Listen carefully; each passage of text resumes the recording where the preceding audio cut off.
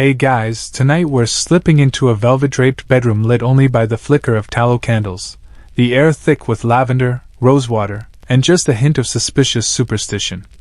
It's the Renaissance, and everything in your chamber, from the folds in your linens to the direction your bed faces, might determine whether your dreams are blessed, your romance blossoms, or your favorite socks mysteriously disappear. You're in for a story stitched with strange rituals, gentle absurdities, and softly rustling bedsheets that seem to whisper advice in the dark. We'll explore the scented charms, pillowcase spells, and the low-key panic around accidentally angering the moon. It's all absolutely, delightfully ridiculous, and somehow still feels a bit like coming home. But fair warning, if you ever find yourself standing barefoot in a salt circle trying to fold a love letter with one hand and bless your underpants with the other, you probably won't survive this timeline's romantic etiquette without help. So, before you get comfortable, take a moment to like the video and subscribe, but only if you genuinely enjoy what I do here. And I'd love to know, where are you watching from, and what time is it for you? Share in the comments. You're never too far from someone else with a candle and a curious superstition. Now, dim the lights, maybe turn on a fan for that soft background hum, and let's ease into tonight's journey together. You're standing barefoot on cool stone floors, your feet chilled but awake. A fire crackles gently behind you, casting flickering shadows across carved panels. You're not royalty, just comfortably wedged into the middle class of a small but optimistic Italian city-state. The walls are hung with faded tapestries featuring vaguely threatening unicorns. Somewhere, a lute is being tuned far too confidently. Tonight's ritual begins, as it always does, with the bedpost. Your fingers, slightly sticky with rosewater and a dab of honey, trace a small circle onto the wood. Not a large one, just enough for luck to know where to settle. The scent rises faintly, sweeter than practical. The logic behind it, passed down by several aunts of differing levels of credibility, is that rosewater blesses the dreamer and the marriage bed, while honey discourages wandering thoughts, or wandering spouses. Historians still argue whether this tradition had any basis in spiritual belief, or if it was simply an excuse to make the bedroom smell marginally better than the nearby stables. Either way, you're diligent about it now. 3 circles on the left post, 2 on the right. Why that arrangement? No one knows. Someone tried 5 on each once, and had 3 nights of toe cramps and an inexplicable urge to insult their in-laws. You sit on the edge of the mattress, which is technically stuffed with goose feathers but occasionally crunches suspiciously. You suspect it also contains a small collection of pine cones and possibly the dreams of a disgruntled jester. From under your side of the bed, you retrieve a small pouch tied with an ivory ribbon, fraying now, and patched with wax where someone dropped it into a candle last winter. This is your bedpost charm. You open the drawstring slowly, careful not to spill the contents: dried rosemary, a pressed violet, 3 fennel seeds, and a single green glass bead. None of these items are valuable. But they are yours, assembled during a rather emotional spring and blessed by Tilva the Sow Woman, who you suspect is only half joking when she calls herself mistress of herbal portents. You tuck the charm pouch into a carved niche in the bedpost, and whisper the same little rhyme you've repeated for years. May the dreams be long, the socks stay dry, and no shadows climb in from the sky. Is it silly? Of course. Does it work? You've never had a cursed spoon appear in the room uninvited, so, probably. Outside, a breeze knocks gently at the shuttered windows.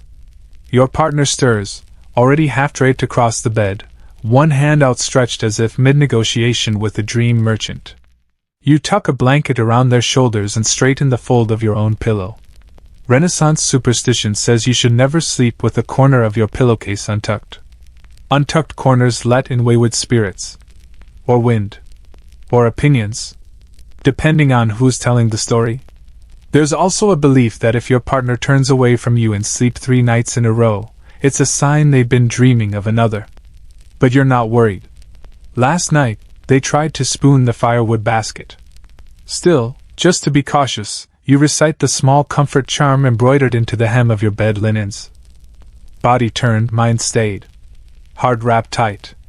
Return to me with dawn's first light. It's not terribly poetic, but the rhythm feels calming in your mouth, like the verbal equivalent of tucking in your own brain. Your chamber is dim now. The fire dwindles. The scent of rosewater lingers like a memory that won't stop offering you snacks. You lie back. The mattress greets you with its usual uneven sigh. And for just a moment, you think you hear something beneath the bed muttering, nothing ominous, just a vague complaint about being ignored. You whisper an apology to whatever lives down there. Probably a lost slipper. Possibly a romantic ghost with boundary issues. As your eyes begin to close, your hand rests lightly on the bedpost charm. A small reassurance. A quiet, ridiculous promise. That whatever the world brings tomorrow, political unrest, neighborly feuds, or the return of that one overly romantic goose, you'll face it from a bed that smells like roses and superstition, and that is absolutely, definitely yours. And really, what more could anyone ask? You awaken slowly, not quite sure what time it is, but aware of one crucial fact: your mattress has developed a new lump. An ambitious lump. Possibly with its own personality and thoughts on municipal cheese regulations. You shift slightly. The lump shifts back. Mutual respect is achieved. The room is dim, the shutters barely letting in the early hush of morning, and the fire's gone out, leaving only a hint of ash and last night's rosemary in the air. Somewhere outside, a pigeon makes a deeply personal noise, possibly judgmental. And beneath your mattress, though you'd never admit it aloud, you know there are cloves of garlic. 3 to be exact. Fresh ones. Not the crumbling talismans some use. These were smuggled from the kitchen when no one was looking, wrapped in muslin, and slipped carefully between the linen tick and the support slats last month during the feast of mildly suggestive moons. Why? Well, the garlic is there to protect you from wandering spirits.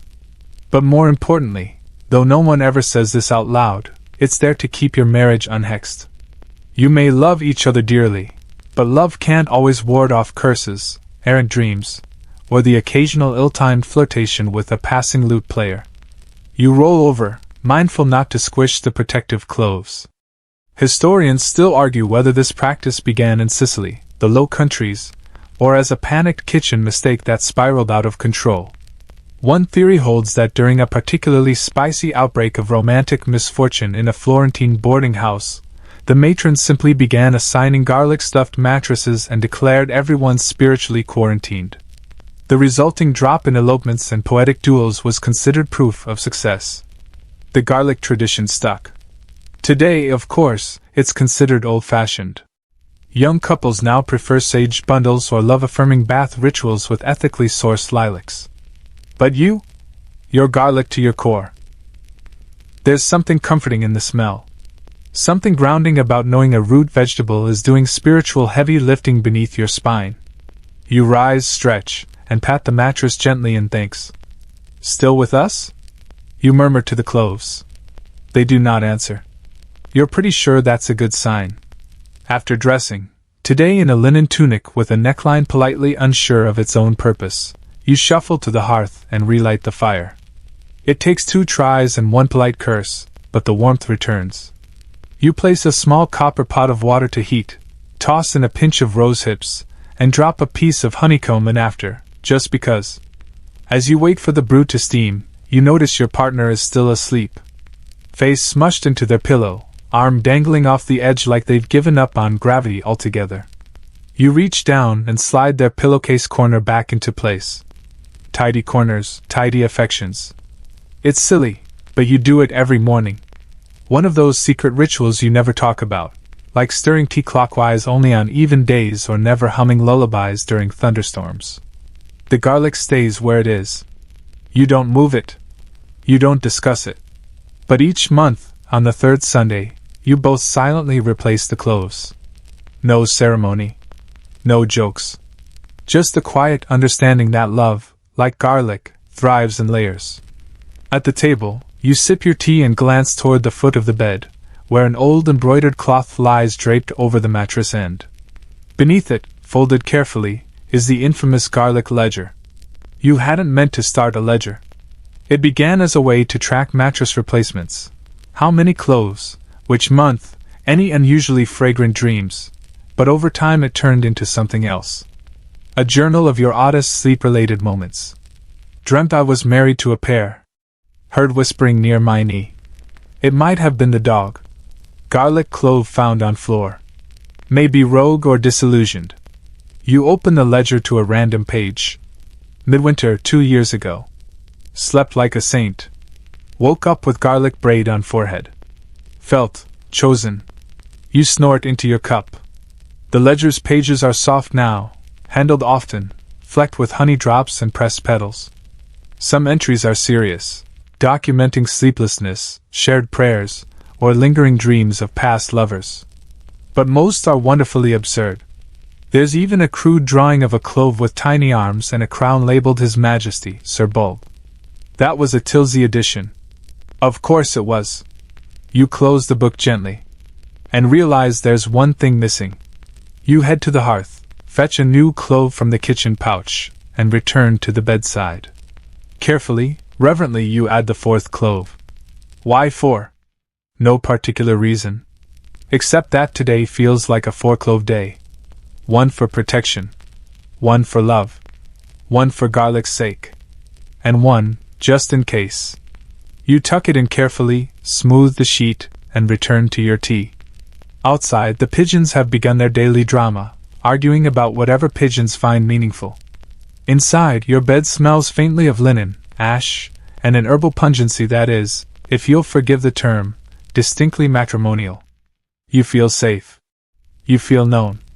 And most importantly, you feel slightly ridiculous. Which, as any well-balanced household will tell you, is the secret to lasting romance. Because at the end of the day, or the beginning of it, nothing says I love you quite like secretly hiding garlic under someone's mattress for their own good. It's messy. It's mushy. It's mildly fragrant. And it's yours. Later that evening, as candlelight flickers against the walls and your second favorite robe slips just right across your shoulders, the first favorite having lost the tie in an unfortunate chutney incident, you prepare for bed once again. The fire is lower now, soft enough to cast only suggestion rather than illumination, and your room feels tucked in like a page turned gently at dusk. You pull back the coverlet, a patchwork of reds and soft ochres stitched together by 3 generations and one extremely opinionated cat, and pause. There it is. Nestled atop your linen pillow, carefully placed and definitely not by accident, a moon-shaped sachet. You recognize it immediately. Stuffed with lavender, dried marjoram, and, if your nose is correct, a single thread of chamomile. It's tied with pale ribbon and stitched along the edges with what you can only describe as respectfully chaotic embroidery. Someone's done their best. You smile. This is the pillowcase moon charm, a tradition passed around old merchant families and particularly poetic aunties. According to superstition, such sachets, when placed on the bed during a waxing gibbous moon, could shape dreams, guide romantic clarity, and gently dispel emotional mildew, whatever that means. Historians still argue whether these charms were actual attempts at dream therapy or just a very niche excuse to show off someone's sachet-making skills. Regardless, it works, for your household at least. The rule, as you know it, is simple. If someone places a moon sachet on your pillow, it means they hope your dreams go where your words cannot. A kind of gentle nudge. Not a demand. Just a wish. You pick it up and inhale, floral and earthy, with a faint note of mystery. Then you place it carefully back on the pillow and straighten the corner, because tucked corners matter. Climbing into bed, you let your head sink into the soft welcome of old linen and crinkling moon herbs. The sachet fits neatly just under your jaw. It's strange, but comforting. Like being gently side-eyed by a romantic ghost with very specific opinions on dream architecture. The room is silent except for the occasional pop of firewood and the tiny exhale of a candle resigning itself to waxy doom. Beside you, your partner rolls over, half awake, and mutters, "You got the sachet tonight, huh?" You nod. Smells like a moon-kissed salad. Perfect. They fall back asleep instantly. You're not sure which dream path the sachet will open. Love? Memory? Perhaps one of those slow-floating dreams where everyone is an animal but still has excellent taste in furniture. You tried to stay awake a little longer, just to listen, to the crackle, to the rustle of the coverlet, to the faint hum of night through the shutter slats. This room has held so many nights like this. Quiet. Slightly scented. Equal parts ridiculous and sacred. You remember when you first encountered a moon sachet, years ago at your cousin's wedding. The bride, who was 4 cups of wine past mystical at that point, staggered into the bedroom and began stuffing everyone's sleeves with herbs while reciting half-remembered rhymes. She shoved a moon sachet into your tunic and slurred, "Dream gentle, love better, and don't marry anyone who flinches at basil." Good advice, as it turns out. Back then you'd laughed. Now, you cherish the ritual, the silliness, the softness. Because sometimes, it's the small absurdities that hold the most sincere weight. You shift slightly, repositioning the sachet, and begin whispering the rhyme quietly, more out of habit than belief. Let lavender lead where logic would stray, let marjoram soften what words couldn't say, by chamomile charm and moon's gentle sway, bring comfort to hearts that have wandered away. You know it by heart. Even if the sachet's magic is more metaphor than manifestation, the rhyme still settles something in you. There's debate among scholars, surprise, surprise, about whether the moon sachet was originally meant for lovers or for lonely sleepers hoping for company in the dreamscape. Some suggest it was a modest spell to connect 2 people dreaming under the same sky, while others say it was simply to repel the nightmares caused by ill-cooked eel. You find both interpretations comforting. The bed feels warmer now. Heavier, but in the nice way. You let one arm drift across to where your partner sleeps, fingers brushing theirs gently. They stir, briefly press back, then return to their slow breathing rhythm. You smile again. The sachet's doing its work. Whether through superstition, scent, or sheer sentimental sorcery, the moon sachet has cast its quiet spell. As your eyes drift closed, you allow your thoughts to wander, not aimlessly, but with a kind of velvet logic. You think about the other sachets in the drawer, each one a little different, one stitched with stars for guidance, one with cinnamon bark for warmth, one with a clove of nutmeg that nobody remembers adding. There's even a sachet stuffed entirely with scrap notes, tiny romantic compliments written in haste, folded down to fit in velvet. It smells like paper and longing. You save that one for anniversaries and emotional Tuesdays. But tonight, it's the moon sachet. Simple. Honest. Smelling faintly of herbs and hope. You breathe deeply, feeling the rhythm of your thoughts begin to soften, edges blurring like ink soaking into parchment. The sachet crinkles slightly as you shift. It makes no demands. Offers no predictions. It's just there. A gentle reminder that someone wanted your dreams to feel safe. And they do. Utterly. You think, just before slipping into sleep, that this may be the most ridiculous and most romantic thing anyone has ever done for you. And that, frankly, you'll take it. You wake before the sun, just barely. The light hasn't yet made its case to the shutters, but you can sense it gathering somewhere off stage, stretching and muttering about dew.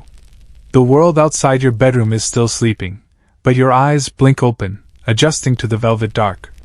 The sachet has slipped under your collarbone. You smile and slide it back to the pillow, offering a sleepy apology to the moon spirit, in case displacement is considered disrespectful. You sit up slowly, rubbing the creases out of your neck and the night out of your shoulders. The air is cool and smells of last night's dreams, lavender, and the ghost of whatever herb your partner accidentally stepped on before bed. You're betting it was time. They always mistake it for moss. After a brief stretch, you pad across the wooden floorboards, barefoot and slightly wobbly, to your wardrobe. From the bottom drawer, where all the forgotten bedtime accessories live, you pull out something sacred, silly, and not to be underestimated. The silent spoon. To the untrained eye, it's just a carved wooden spoon, nothing special. The handle is smooth from years of handling, and a faint crescent moon has been etched into its back. There's a notch at the tip, purely ornamental, unless one is measuring a pinch of superstition. You carry it reverently back to bed. This, according to tradition whispered mostly by soap makers and suspicious ants, is not a cooking spoon. It's a packed spoon. You and your beloved received it on your second midsummer together from old Marta, a woman who claimed to be 117 and could identify lies by the shape of a person's elbow. She handed it to you with a wink and muttered, "Never speak with it. Only sleep with it." Naturally, you were alarmed. Turns out, the silent spoon is a modest but persistent superstition. When two people share a bed and both touch the spoon before sleep, they're said to dream in sync, which sounds terribly romantic until you realize it sometimes means you both dream about arguing with the same goose. Still, you've followed the spoon ritual now for years. Not every night, just on the ones when tension buzzes in the room like static. Or when dreams feel elusive, and love could use a nudge. You crawl back under the covers, place the spoon between you and your partner, and let your fingers rest against its warm wood. They stir, blink once, then smile with eyes still closed. You brought the spoon. Felt like a spoon night. Their hand joins yours on the handle. No words. That's part of the pact. Just touch and silence and shared intention. You lie like that for a few minutes, the spoon quietly mediating whatever tiny misunderstandings the day may have tried to sneak in between you. Historians still argue whether the spoon ritual had roots in ancient Roman love charms, or if it was simply a medieval way to make sure you didn't sleep too far apart during cold winters. The spoon, after all, can't be ignored when you roll onto it by mistake. Still, the symbol stuck. There are even records of carved spoons being slipped under pillows during marriage negotiations. A kind of early couples therapy, made entirely of wood and wishful thinking. Yours is humble. No jewels. No elaborate engravings. Just a moon, a notch, and about 8 years of laughter, spilled tea, and middle-of-the-night shifting. You shift now, curling onto your side and adjusting the blanket just so. The spoon presses gently against your palm. You remember one winter years ago, when both of you were so ill you barely moved for 3 days. The silent spoon was there then too, resting in a dish of lemon water beside the bed, as if it could stir the illness out. It didn't, of course. But the moment you both recovered, you cleaned it, dried it, and placed it under your pillows for a week straight. Superstition doesn't cure, but it does comfort. And right now, that's all you need. You nestle deeper into the blankets. Your partner is snoring faintly, not obnoxiously, just enough to suggest they're deeply committed to the act of rest. The spoon rests peacefully between you, as it has so many nights before. You let your mind wander. To the couples across the city who also hold charms and tokens in their beds, the ones who tie ribbons to bedposts, who whisper blessings to corners, who tuck sage beneath their mattresses or place a single rose petal in their shoes for luck. So many quiet rituals. So many sleepy promises whispered between linen and moonlight. You think again about old Marta and her elbow-reading ways. You remember how she cackled when you tried to thank her for the spoon. "Don't thank me," she said, "thank each other." That's the part that matters. You didn't understand it fully then. You might not even now. But the act of touching the spoon before bed, of honoring the absurdity, the tenderness, the trust of it, feels like a thank you. You and your beloved still argue sometimes. About laundry, or whose turn it is to barter with the goat merchant. But never about the spoon. It is neutral. It is sacred. It is always slightly warmer than it should be. The spoon has heard dreams. Absorbed sighs. Witnessed sleep-talking monologues about architecture, soup, and the emotional betrayal of soft pears. It holds no judgment. Just smooth, worn wood. You close your eyes, your fingers resting lightly against it. And somewhere, between breath and thought, between linen folds and half-formed dreams, you feel that slow, quiet magic doing its work. No fireworks. No dramatic declarations. Just a spoon. Just sleep. And just enough belief to make both feel like love. You don't dream of anything in particular that night, just sensations.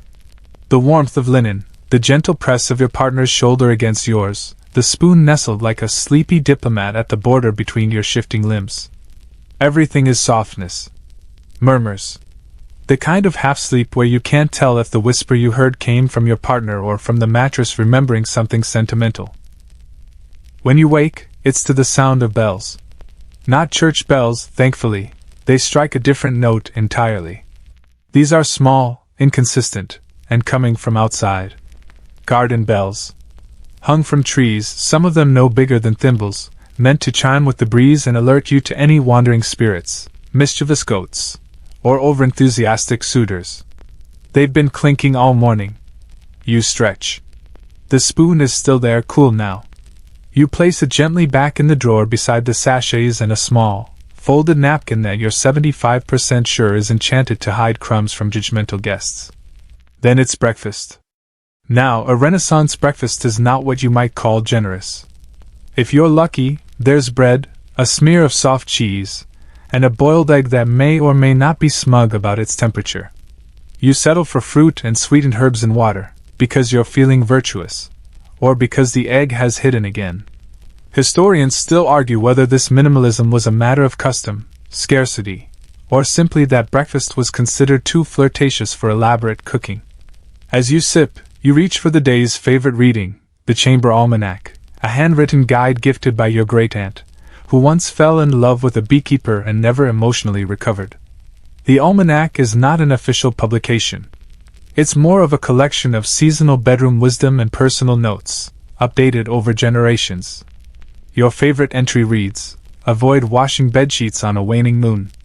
It unravels shared patience. Today's entry suggests that it is a fine morning to burn a braid of rosemary over your wash basin, lest your reflections start delivering opinions you haven't asked for. You consider it briefly, then decide your reflection has earned the right to be a little smug after last week's impeccable hair day. After breakfast, you head to the bed. Not to lie down, though tempting, but to begin the next bit of tradition. Bed brushing. It's exactly what it sounds like. You retrieve a long-handled broom made of woven flax and duck feathers, reserved exclusively for clearing out the metaphysical buildup around the sleep space. You sweep beneath the bed, twice clockwise, once counter, then over the headboard, murmuring the old rhyme out of sheer muscle memory. Sweep the sighs, the moans, the thrice-told lies. Keep only laughter, dreams, and sleepy eyes. Is it necessary? Almost certainly not. Do you still do it every week? Obviously. The brushing is less about superstition now, more about rhythm. A small ceremony of your own making. The calming repetition of clearing space and reminding the bed, and yourself, that rest is sacred. Sometimes, as you sweep, you imagine all the stories the bed must have absorbed. The whispered arguments, the reconciliations, the nights one of you pretended to be asleep to avoid discussing curtain finances. All of it brushed softly into the corners where secrets go to nap. As you finish, you catch sight of the bed's underside, and yes, there's a small white envelope wedged between a support beam and the floor.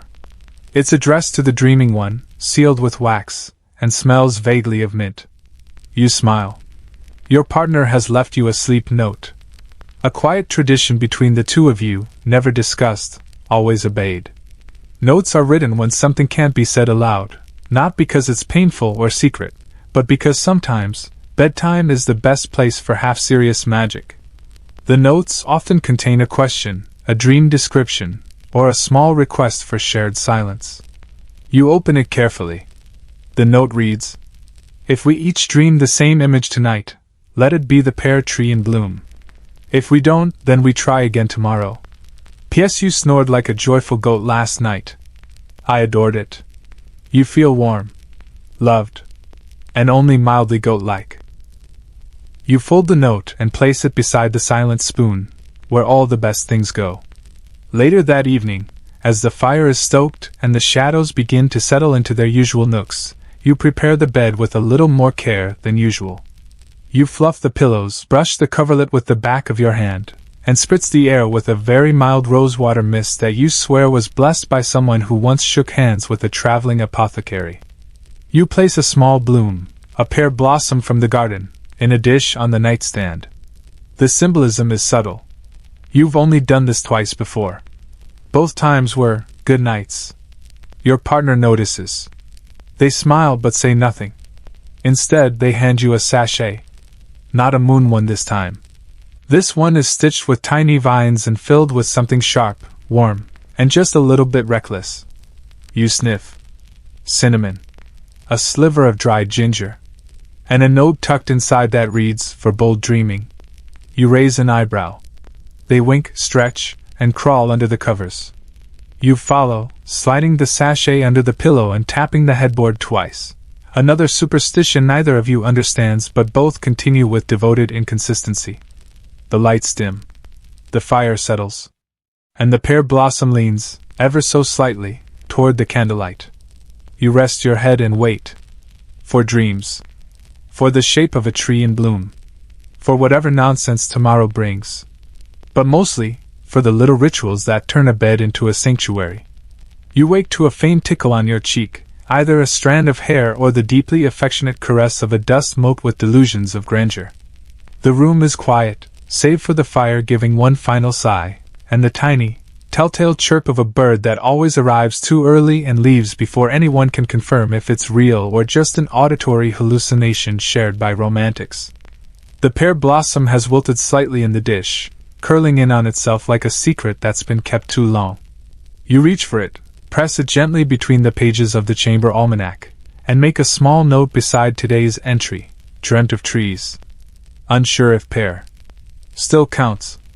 There's a certain confidence required to live with this much softness. Not everyone can maintain a household that includes dream tracking, spoon diplomacy, and seasonal sachets without slipping into parody. But you do. Because you've learned that comfort, true, ridiculous, generous comfort, is often the most subversive kind of wisdom. This morning's ritual is one of the oldest in the book. Literally. The Book of Bedward Customs, a soft-bound compendium written by a retired librarian priest with suspiciously elegant penmanship, includes a chapter on the custom of sock binding.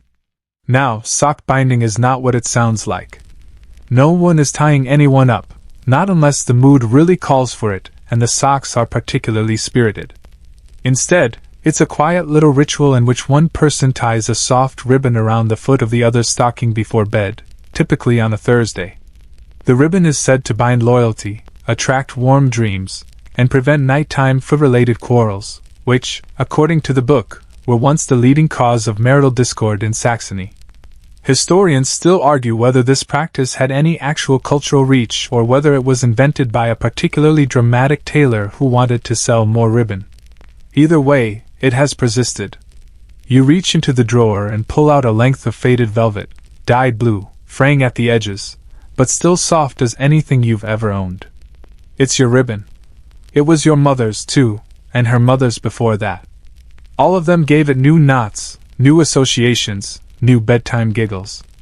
This morning, while your partner feigns sleep with the sincerity of a possum pretending not to be interested in snacks, you slide to the foot of the bed and begin the ritual. Gently you take their foot, already clad in a wool stocking far too heavy for the season, and loop the ribbon once around the ankle. Not tight. Just enough to be noticed. Then, in your sleepiest whisper, you say the rhyme. Bind the dream, not the limb. Keep the cold away and the kindness in. The sock twitches. Your partner murmurs something about marmalade and rolls over, foot still dutifully adorned. Success. You perform the same ritual on yourself, though slightly more awkwardly, given the angles involved, and then settle back into bed, foot to foot, ribboned and radiant. It's strange, you think, how many of these rituals began not from belief, but from affection. A gesture here, a repeated phrase there, and suddenly the whole room feels more alive. More intentional. Last winter, you remember, there was a ribbon drought. Not metaphorical, a literal shortage caused by a shipment mishap and a weasel incident. You were forced to use twine. Twine. Your partner tried to pretend it was charming, but twine leaves marks. That was a cold-footed week, indeed. The ribbons came back, eventually. They always do. They live in a box on the dresser now, sorted by season, some still scented with lavender or clove, others plain and dependable. The blue one, the heirloom, is only used for Thursdays and anniversaries, and particularly bold declarations of affection after dinner. As you lie back, you think about how these small gestures carry echoes of the people who came before you. There's a painting above the hearth, a woman in a high-waisted gown, sitting beside a basin and holding a ribbon between her teeth as she braids it. No one remembers who painted it or who she was, but the family story claims she tied 7 ribbons in one night and dreamed of her future spouse carrying apples in their apron. The next day, she met a man selling fruit. Historians still argue whether these bedtime prophecies were ever believed, or simply became a socially acceptable way to express longing. A sort of night-coded poetry. But it doesn't really matter.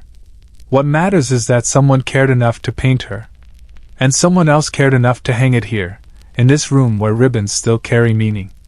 You pull the covers a little tighter, the fire's glow warming your toes, and take stock of the charms currently in play. 1 garlic clove beneath the mattress, with 3 backups.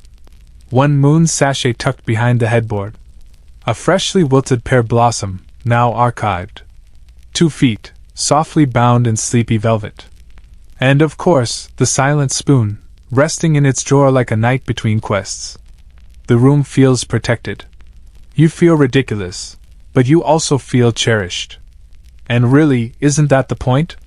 Love, especially love that lasts, isn't built on sweeping gestures or grand declarations.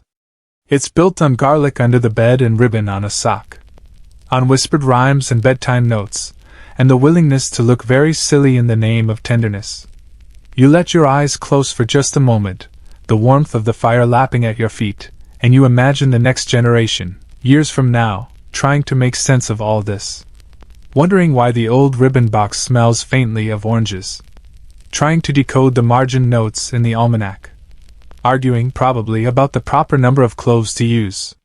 You hope they laugh. You hope they add new rituals of their own. You hope they never forget the sock-binding rhyme. Because tonight, as you drift back into your second sleep, ribbons loose and dreams waiting just beyond the candlelight, you know one simple truth. Softness is an inheritance. And you are wrapped in it, toe to toe. The following night, the room is restless. It's not loud, no storms or creaking shutters or overly confident cats demanding entry, but the kind of unsettled that seeps in sideways. The fire won't catch quite right, the sheets feel like they've swapped sides with a stranger, and even the silent spoon seems to emit a faintly judgmental aura from its drawer, as if to say, perhaps someone forgot to salt the corners this week. You sigh. It's time for the bedward superstitions to earn their keep. Tonight calls for something more substantial. You retrieve the night bowl. This ancient, lopsided ceramic vessel lives beneath the bed most of the year, nestled among forgotten slippers and a mothball shaped like a hedgehog. It is not for soup. It is for warding. For calming. For ceremony. Into it you place 3 things. A sprig of rosemary, still slightly damp from this morning's rain. A twist of wool thread, blue, always blue. A single almond, uncracked, unshelled, chosen at random from the jar by the hearth. You add a drop of lavender oil, swirl the contents gently, and whisper the old incantation, more lullaby than spell. Bowl of night, catch all unrest. Trap each worry, cradle each guest. No one knows where the night bowl tradition began. Some say it was a baker's superstition, meant to keep nightmares from rising too early, like dough. Others claim it was the invention of an anxious midwife with too many cousins and not enough sleep. Historians still argue whether the ritual held any true magical weight, or whether the act of gathering small, fragrant things simply gives the heart something to hold on to. You believe it works. You place the bowl beside the hearth. Just close enough to catch shadows but far enough not to startle the cat if she decides to make a midnight inspection. The room instantly feels better. Not perfect, but settled. As if it has exhaled. You glance at your partner, who is already under the covers, buried to the chin and clearly pretending to be asleep to avoid participating in the bowl ceremony. Classic. You allow it. Some rituals are communal. Some are solo. What matters is that they are honored. With the bowl in place, you move to the windows. You open them just a crack, not enough to invite a breeze, but enough for the house to breathe. You scatter a few grains of salt along the sill, then add a dried bay leaf from last year's midsummer garland. This is called whispering the lintel, and it's supposed to stop bad dreams from slipping in on the backs of night birds or overly dramatic gusts of wind. The rhyme, muttered as you scatter, is short. Salt the sill and bathe the beam. Let only kindness enter the dream. It's barely audible. You mumble it around a yawn. But it counts. As you return to bed, you catch a glimpse of yourself in the mirror. Hair wild. Eyes sleepy. Carrying a tiny dish of salt and wearing socks with embroidered toads. Absolutely terrifying to evil spirits. Perfect. You slide under the covers. The bed is still a bit off-kilter, like it's been listening to too many confusing stories, but you smooth the quilt and offer a gentle pat to the pillow as a kind of apology. Your partner shifts. One eye opens. Did you do the bowl? You nod. Did you bathe the lintel? Obviously. They relax, as if that settles the matter entirely. And, to be fair, it kind of does. Bedtime rituals in your household are not about belief in the supernatural so much as belief in each other's need for softness, for ceremony, for a shared language of bedtime peace. You perform them like dance steps, half-remembered, often clumsy, but full of intent. Tonight, the night bowl seems to work its magic more quickly than usual. Within moments, your limbs begin to grow heavy. Your eyelids flutter. Even the room seems to tilt gently toward sleep, like a flower leaning into the last sunbeam. You drift. And in that curious space between wake and dream, you imagine the bowl glowing faintly. The rosemary twitches. The almond splits with a soundless pop. The wool thread coils and uncoils like a serpent that only dreams of comfort. All of it swirling in the bowl's cool basin, catching stray worries like fireflies in a jar. Outside, the wind shifts. A bell tinkles faintly in the garden. Inside, your breath slows. The bed rights itself, finally. You smile. Because this is what the bowl was always meant to do, not banish fear, but hold it gently. Not erase restlessness, but give it something fragrant and ancient to rest against.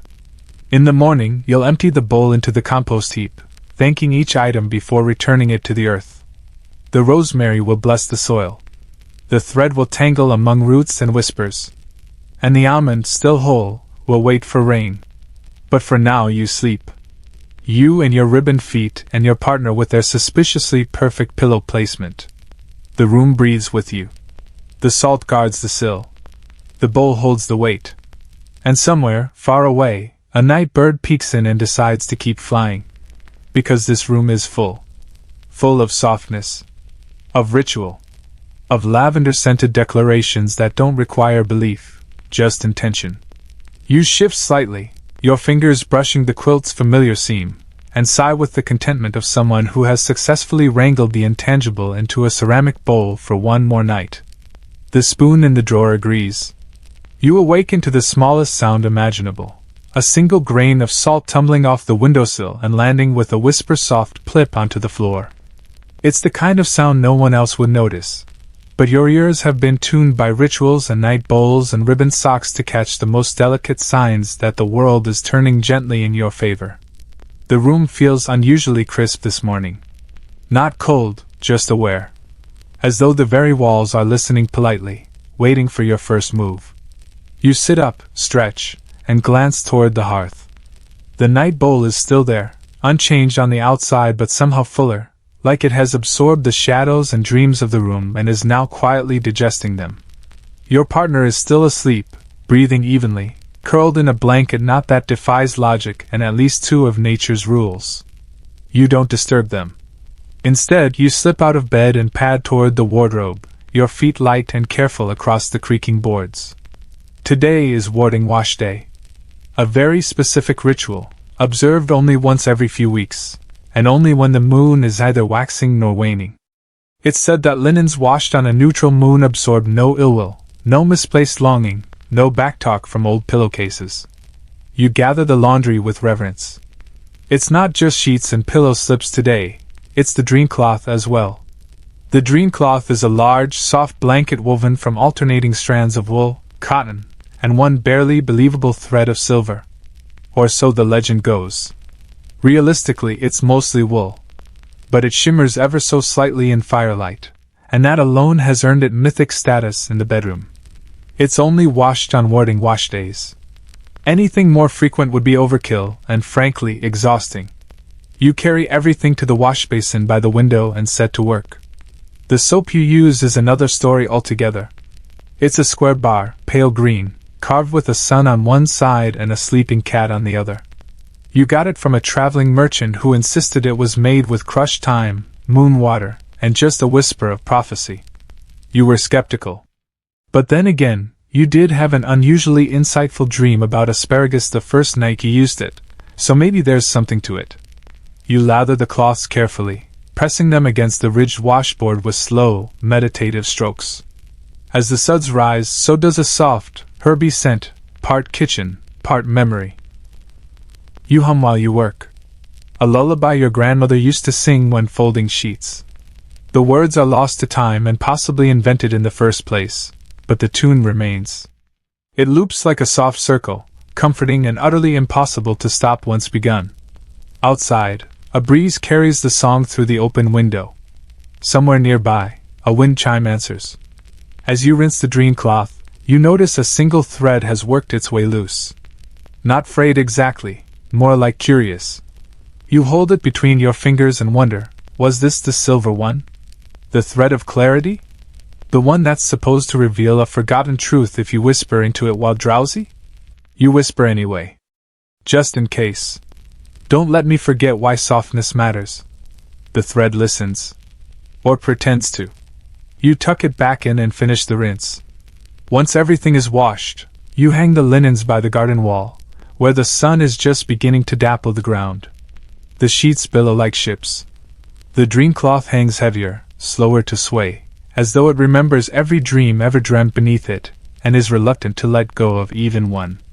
Historians still argue whether cloth held memory in Renaissance folklore, or whether this was simply a poetic metaphor passed off as fact by sentimental weavers. You suspect both are true. You return inside, fingers pruny, arms damp, and soul just slightly soothed. Your partner has woken and is standing in the doorway, hair askew, clutching the murmur mug.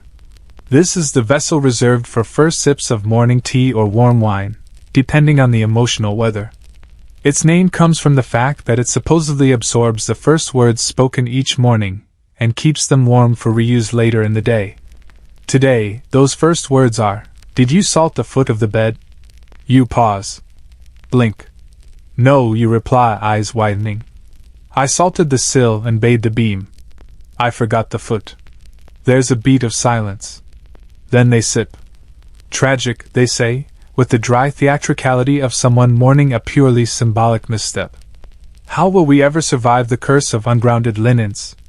You both break into laughter. Because that's the real point of all this, isn't it? The rituals, the talismans, the soap and salt and spoons, they're not about control. They're about choosing to treat the mundane as meaningful. About saying, this matters. This bed. This morning. This quiet laughter in a house full of sleepy magic. You take the mug, sip from the other side, and make a new vow. Next wash day, you'll remember the salt. And maybe you'll embroider a reminder into the dream cloth, just to be sure. The rest of the day unfurls slowly. The sheets dry in the sun. The ribbon socks are washed and returned to their drawer. The night bowl is emptied with a whispered thanks and cleaned with rosewater and mint leaves. By evening, the bed has been remade, every fold and layer infused with the scent of clean linen, lavender, and a trace of time prophecy. You press your palm to the pillow and feel it exhale. Your partner climbs in first, stretching luxuriously and patting the spot beside them like a cat claiming ownership. You join them, curling under the dream cloth, which seems to sigh with relief at your return. The room is quieter than usual tonight. Maybe it's the neutral moon. Maybe it's the whisper you gave the thread. Or maybe, just maybe, it's because you remembered. Softness matters. And you've wrapped yourself in it, fresh and warm, just in time for sleep. Tonight, you can feel it in your shoulders, the kind of hush that doesn't come from silence alone, but from the gentle satisfaction of having completed a full cycle of care. The bed smells like sun-dried dreams. Your socks are still warm from the hearth. The tea was poured with both hands. And the pillows? Perfectly fluffed. Almost too fluffed, really. One of them is giving I've got opinions energy. But you accept this. You stretch, then settle. Your partner is already asleep, mouth slightly open in a way that suggests they were in the middle of a very persuasive dream speech and simply forgot to finish it. You smile, tuck the dream cloth higher over their shoulder, and give the night a small nod of acknowledgement. Tonight you'll try the thread of whim. It's a tradition less known than ribbon binding or night bowls, but cherished by those who practice it. The thread of whim is exactly what it sounds like, a spool of thread, dyed the color of clover or twilight, depending on your household tradition, and kept beside the bed for nights when your dreams need steering, not away from nightmares, but towards something delightfully unexpected. You pull the spool from the drawer. Tonight's thread is green, with a twist of copper that glints in firelight. You don't unravel much, just enough to loop 3 times around your index finger. Then you whisper the invitation. Thread of whim, take me there. Where dreams wear velvet and don't care. The rhyme is nonsense. It always has been. But it works. You lie back, hand resting gently on your chest, thread still wrapped like a secret promise. And as your eyes drift closed, you think of all the places whimsy might take you, ballrooms under the sea, libraries that hum lullabies, meadows where bees wear shoes. But instead you find yourself in a dream that feels closer to home. It's a Renaissance village, but not a grand one. No gilded fountains or perfumed dukes. Just crooked cottages, ivy-covered windows, and a baker who leaves tiny poems in her bread. You walk the winding paths, threads still looped around your hand in the dream, guiding you like a very polite leash. At one point, a goose wearing a tiny velvet bonnet waddles past. No one reacts. It's clearly the village notary. You continue, guided by the thread, until you reach a small apothecary tucked between 2 leaning houses. The sign reads, Whimsy Ground and Company, no practical cures, just better sleep. Inside, the shelves are full of sachets, loose petals, and labels written in a mixture of Latin, French, and hopeful spelling. The apothecary herself is knitting. Without looking up, she gestures to a jar labeled Dreams for 2. You lift the lid and inhale. Chamomile. Cedar. And something you can't place. But it smells like a memory you haven't had yet. The apothecary speaks at last. Tie the thread to something before you wake. Or it'll wander. That's the only advice she offers. You reach into the jar, take a pinch of the dream mix, and rub it between your fingers. The scent clings, warm and faintly mischievous. When you wake, your fingers still smell like it. And the thread? Still on your finger, but now looped around the edge of your pillow. Tied, just like she said. You sit up slowly, blinking at the dim morning light creeping through the curtain. That wasn't just a dream. Or rather, it was exactly a dream. The kind you want to hold on to, like a pebble from the shore of somewhere beautiful. You carefully untie the thread, wind it back onto its spool, and place it beside the spoon. Your partner stirs. You threaded? You nod. Good night? You think for a moment. It was whimsical. They snort and sit up, their hair doing an impression of a Renaissance tapestry after a windstorm. Did you see the goose? You blink. Wait. The one in the bonnet? A pause. And then, in perfect unison, she's the notary. You both burst out laughing. It seems the dream was shared. That's the thing about the thread of whim. It's less a spell and more a permission slip. A nudge to the subconscious to play kindly with others. Historians still argue whether such threads were ever truly part of documented Renaissance traditions, or if they were an invention of overly romantic tailors with too much thread and too few customers. Either way, the tradition has survived.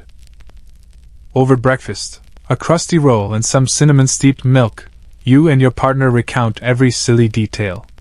The shoes on the bees. The poems in the bread. The apothecary's utterly unhelpful but charming presence.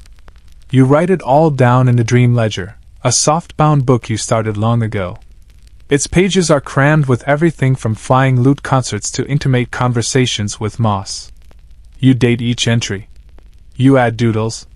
And every so often, when you need reminding that your mind is a place worth visiting, you flip back through its dreamscapes and smile. That afternoon, you wash the dream ledger's silk cover with rosewater and mend the spine with waxed thread. Not because it needs it, but because maintenance is a form of love. You light a candle. You press a sprig of thyme into the back pages for luck. And you leave the thread of whim out in plain sight, just in case the night wants to play again. By bedtime, the room has settled into its favorite rhythm. The night bowl is not needed tonight. It's resting on the windowsill like a satisfied retiree.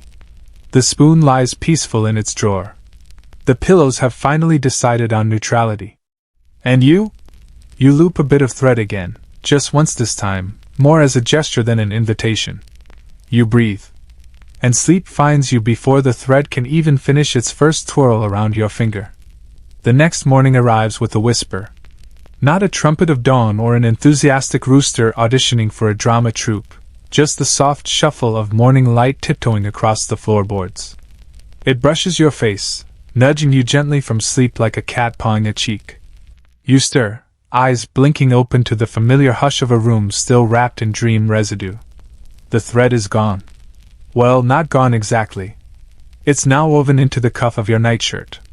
Delicately. Elegantly. As if a sleepy mouse with tailoring ambitions had crept in and said, "Yes, this is fashion." You don't remember doing it. You don't remember dreaming it. But the stitchwork is neat, and the copper glint is unmistakable. You stretch, crack your knuckles, and yawn the kind of yawn that could double as a foghorn in a small maritime village. Your partner grunts from their side of the bed, rolls over, and mutters, "The notary says hello." You both groan. There is no escaping shared whimsy once it takes hold. It lingers. Like glitter, or rumors, or oddly specific regional folk songs. You roll out of bed, careful not to disturb the delicate balance of scent and softness that the linens have cultivated overnight. The air carries hints of sage, vanilla, and last night's candle wax. Your socks are waiting for you, folded into little buns that somehow suggest anticipation. You slip them on and begin your day with a quiet nod to the dreamcloth, which is still artfully rumpled in a way that says, "Yes, we held important dreams. No, we won't tell you what they were." Downstairs, the kitchen is unusually quiet. You heat water with sleepy precision, avoiding the clinking of spoons out of respect for the silence. As the kettle murmurs, you take out a small tin marked for gentle fortitude. Inside are herbs, flowers, and exactly one clove, an old superstition meant to ward off accidental bad moods caused by low blood sugar and lunar confusion. You brew. You sip. You let the warmth crawl through your chest like a slow, kind ghost. And then you remember. Today is the day of the bed riddle. This peculiar tradition, rarely practiced outside of obscure Renaissance villages and households that believe in mildly enchanted upholstery, involves placing a riddle beneath the bed before dusk. The person who finds it, or dreams of the answer, is responsible for choosing the evening's bedtime ritual. It's equal parts game, folklore, and gentle coercion. Last week, your partner had hidden the riddle inside a hollow bedpost. You found it only after dropping your bookmark and following it like a breadcrumb. The riddle read, "What has a head and a tail, but only wiggles if you believe in it?" You never quite figured out the answer, but you spent hours imagining what it might be. You're currently leaning toward a flirtatious eel. Now it's your turn.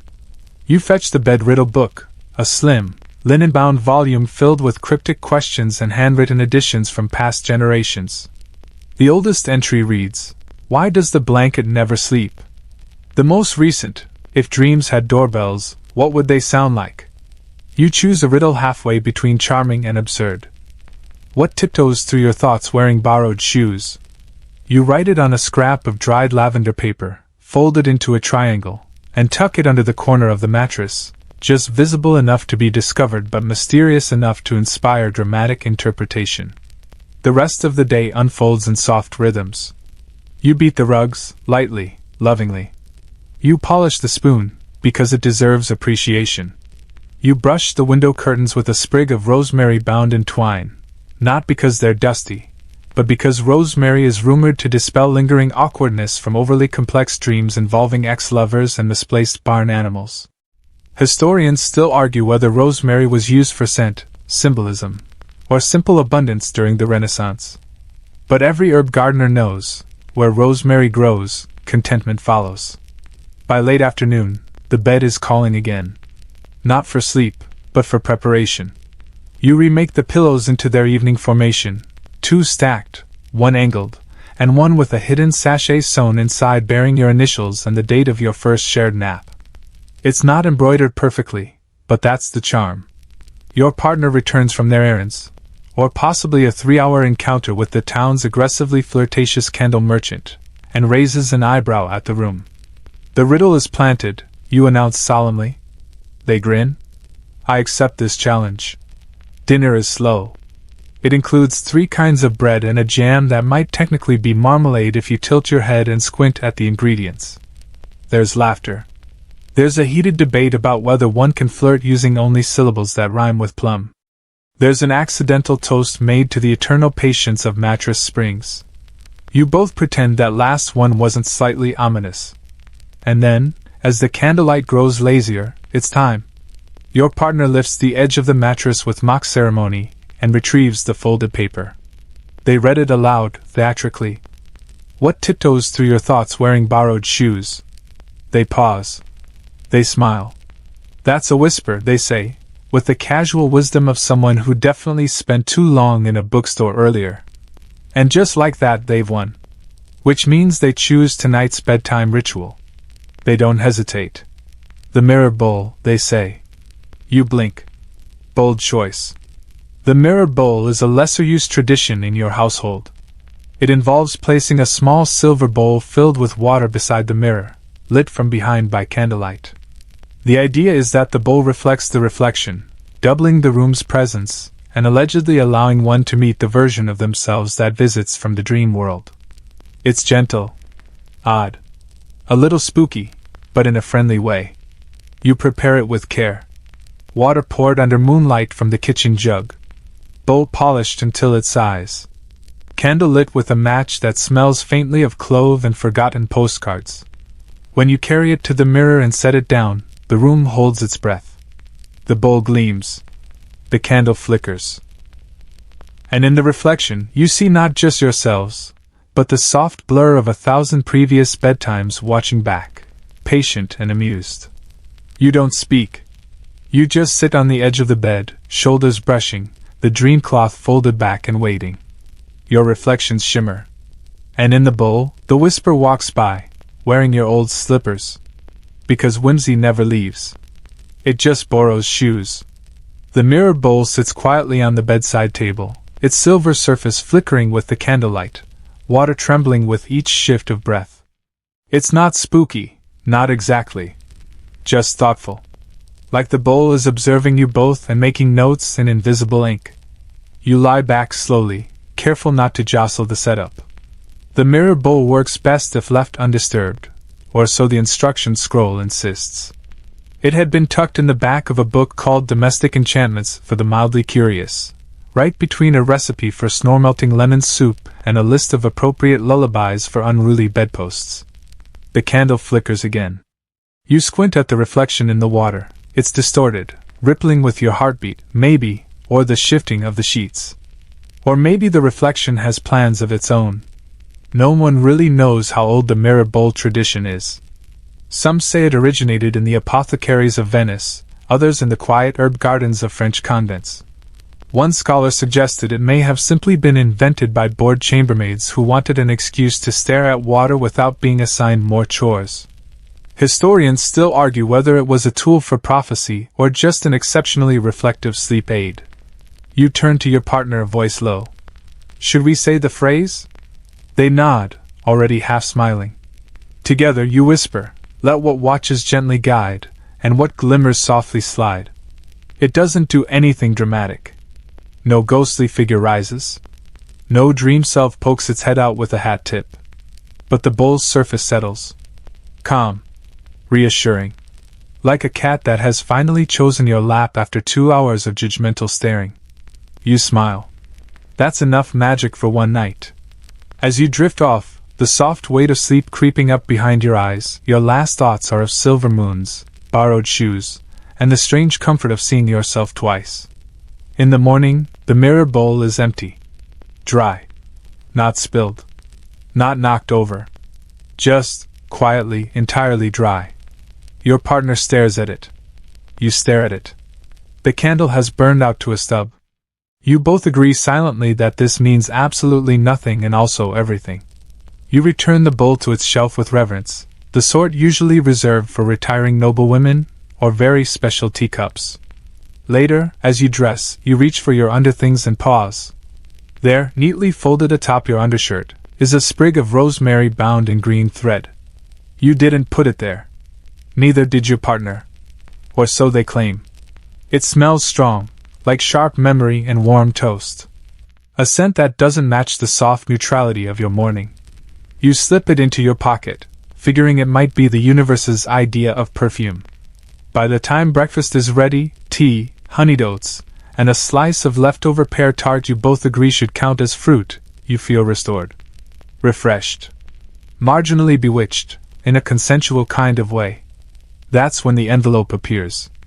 Placed on the windowsill, as if dropped by a bird with very neat handwriting, it's sealed with wax in the shape of a crescent moon. Inside is a single line. Tonight, perform the whispered underwear blessing. You glance at your partner. They hold up both hands. Wasn't me. You squint. It's your handwriting. They shrug. Could have been Dream Me. Dream Me's very proactive. You consider this. Accept it. The whispered underwear blessing is one of those bedtime rituals that blurs the line between practicality and charm. Not well known. Not widely discussed. But quietly cherished among those who believe a well-spoken word at the right time can keep away everything from bad dreams to mismatched socks. The tradition is simple. Before bed, you whisper a personal intention into the fold of your nightclothes, something you wish to carry with you into the night and beyond. It can be serious or silly, poetic or absurd. Last time, your blessing had been, "May my thoughts find warm corners to rest in." Your partner's? "Let my dreams remember where I left the cheese." Both had worked. You spend the day considering your words. You water the pot at time. You oil the drawer hinges, with lavender-infused wax, of course. You write 3 possible blessings on parchment scraps, then crumple all of them for being not quite right. By dusk, the sky is a velvet blue. You prepare the bed with care. The dream cloth is folded back with a flourish. A fresh sprig of rosemary is tucked beneath each pillow. You both change into your nightwear like actors slipping into character. Loose linen, soft edges, the exact kind of outfit that says, "I am here for comfort and possibly minor enchantments." You each hold your nightclothes close. Whisper your blessings. Yours is simple tonight. Let my heart take notes without judgment. Your partner mumbles theirs too quietly for you to hear. That's part of the charm. It's meant to be private, like a letter to the moon folded into cotton. You tuck into bed. The sheets sigh beneath you. The air smells faintly of cloves and old ink. Sleep arrives gently, curling around your ankles like mist. You wake slowly. Your nightclothes are still warm, and your heart feels lighter. You rise, stretch, and find a folded note on your nightstand. Not from your partner. Not from yourself. Just 4 words, inked in a familiar yet unplaceable hand. It was well received. There's no explanation. No signature. Just the knowledge that somewhere, your whispered blessing was heard. Not necessarily granted. Not changed. Just acknowledged. And sometimes, that's all you need. Today begins with buttered bread and exactly 1 cloud shaped like a rabbit with aspirations of becoming a bishop. You stare at it through the kitchen window while your tea steeps, 1 eyebrow raised in sleepy approval. Downstairs, the air smells like toast and thyme. A good omen. You're still carrying the rosemary from yesterday in your pocket, though now it's starting to shed tiny green needles that cling lovingly to your socks. You don't mind. Rosemary's like that, clingy, comforting, and always slightly mysterious about its motives. Your partner, still tangled in their robe like a Renaissance burrito, trudges into the kitchen and grunts something about an almond dream and too many candles shaped like animals. You nod solemnly. Dreams often get crowded when the mirror bowl's been involved. As you wash up the breakfast plates, your mind drifts to a peculiar item mentioned in Aunt Marguerite's old dream ledger: chamber pots and marital fortunes. Now look, you're no stranger to the oddities of Renaissance hygiene. You've read about the lemon-scented rags, the vinegar foot baths, the debates over whether soap was too spicy for skin. But even you raise an eyebrow at a passage that simply reads, "On nights before great decisions, fennel was dropped into the pot. Its float foretold fidelity.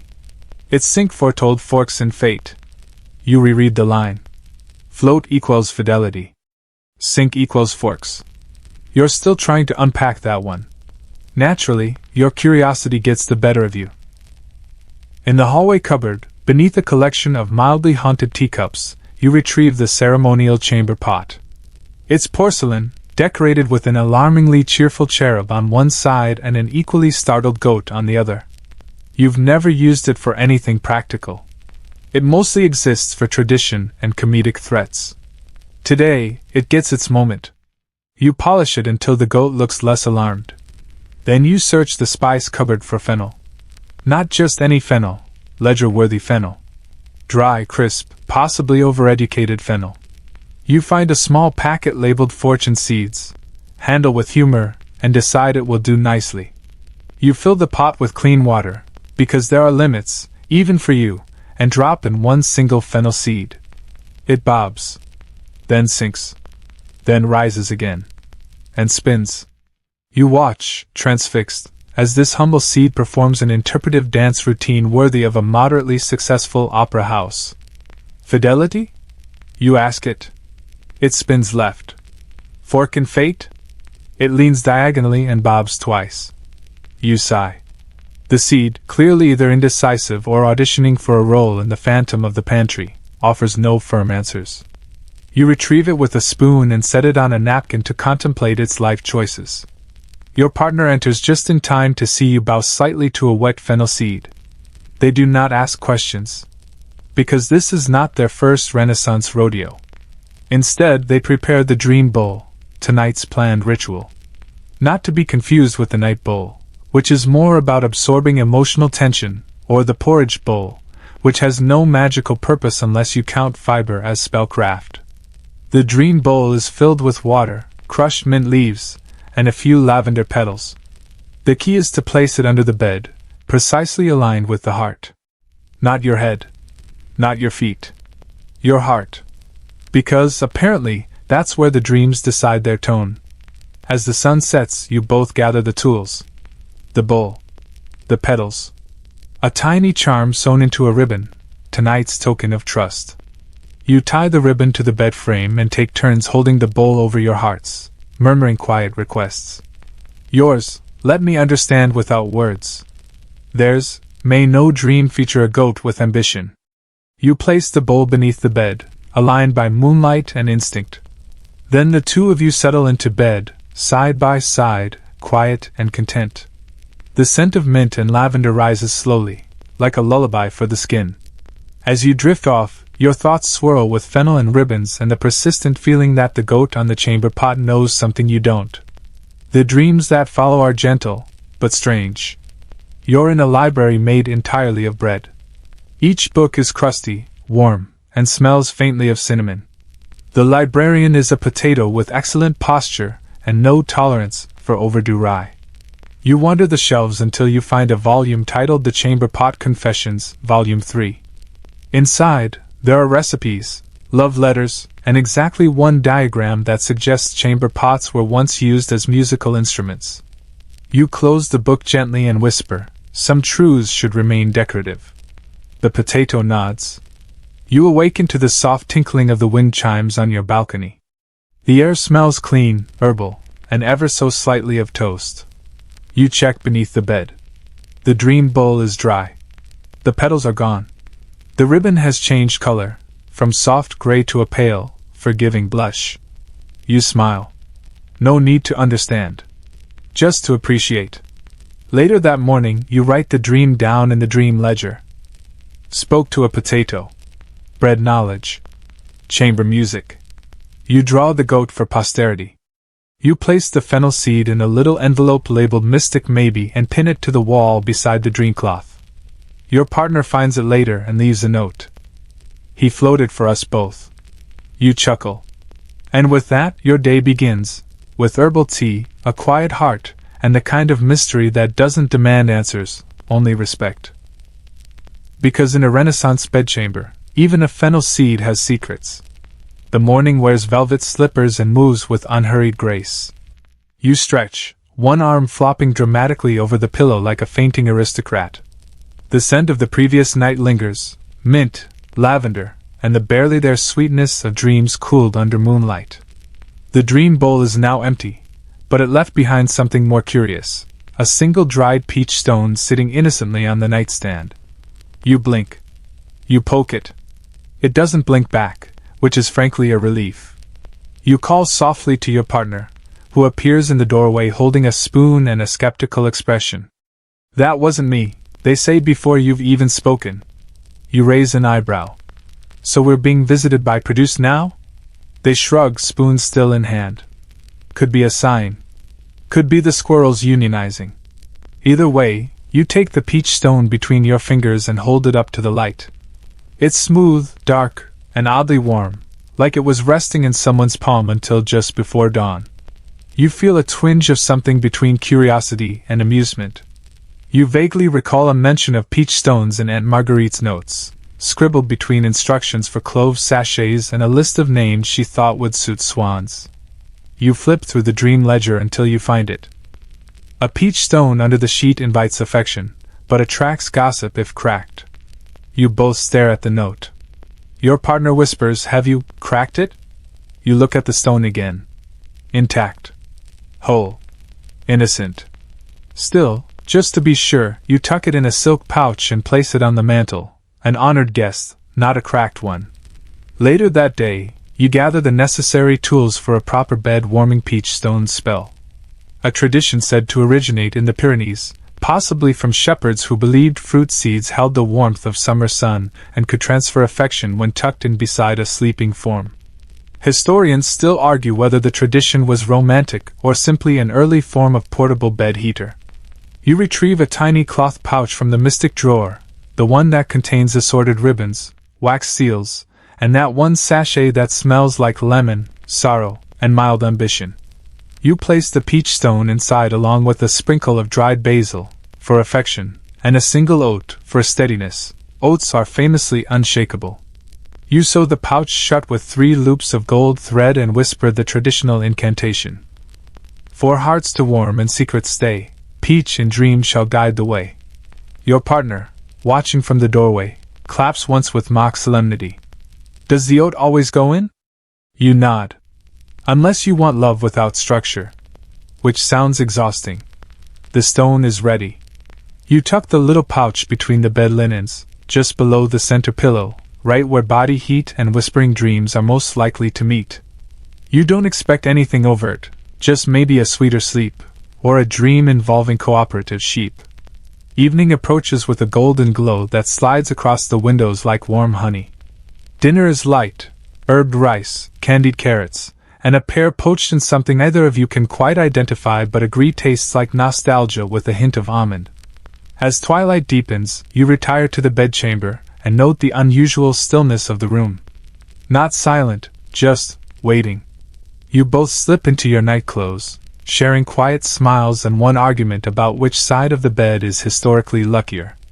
You win, mostly because you cited a fictional monk named Brother Sidonius who believed the left side absorbed more moonlight. You ease into bed. The pouch is warm already. The scent of basil rises faintly with your breath. And as your eyes close, you feel something else, a presence, not seen but sensed, like a blessing wrapped in flannel. Your dream takes you to a long hallway lit entirely by candlelight, the air thick with warmth and spice. Every few feet, a peach tree grows, not in soil, but from bowls of warm milk. You pass each one, noting the blossoms shaped like tiny pillows and the fruit that hums softly in a major key. A peach falls at your feet. You pick it up, bite in, and taste exactly what you needed to hear. But when you wake, the flavor is already fading, and you're left only with the echo of sweetness and the impression that someone, somewhere, tucked you in quite carefully. The pouch remains in its place, but it's heavier now. You open it. Alongside the peach stone is a tiny note, written in miniature script on rose-colored paper. You remembered the oath. Thank you? You show your partner. They blink, then say, I told you. The squirrels are organized. You both laugh, but there's something reverent in the way you refold the paper and slide it back into the pouch. The stone, it seems, has more to say. Later that day, you add a new page to the dream ledger. Peach spells work.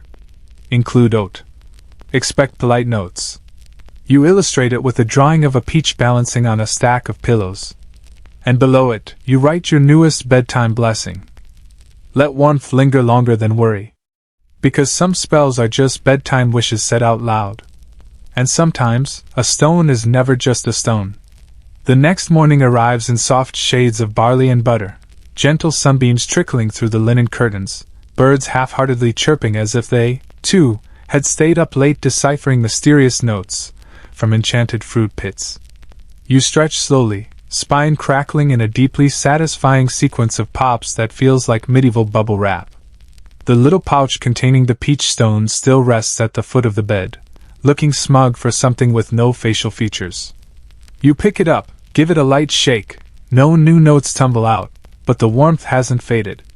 The oat is holding its emotional ground. You pad over to the kitchen, where your partner is already deep in a conversation with the sourdough starter. It's unclear whether they're giving instructions or receiving them. You leave them to it. As you prep tea, lavender again, with a scandalous dash of honey, you glance at the dream ledger and realize you never finished reading the underbed sympathies entry in Aunt Marguerite's margin notes.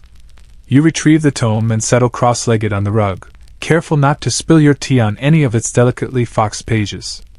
You find it easily now, underbed sympathies, scrawled in her tidy but clearly scribbled by candlelight script.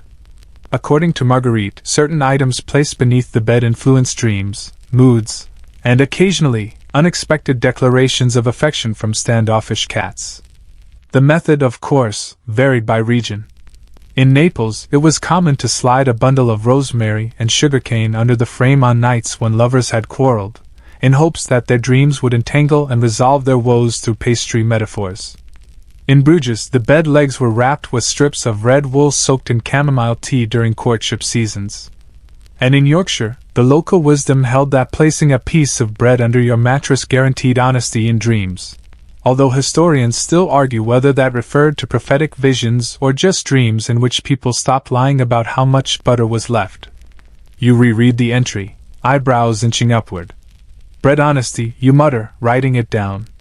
What a concept. Your partner peers over your shoulder. Shall we try it?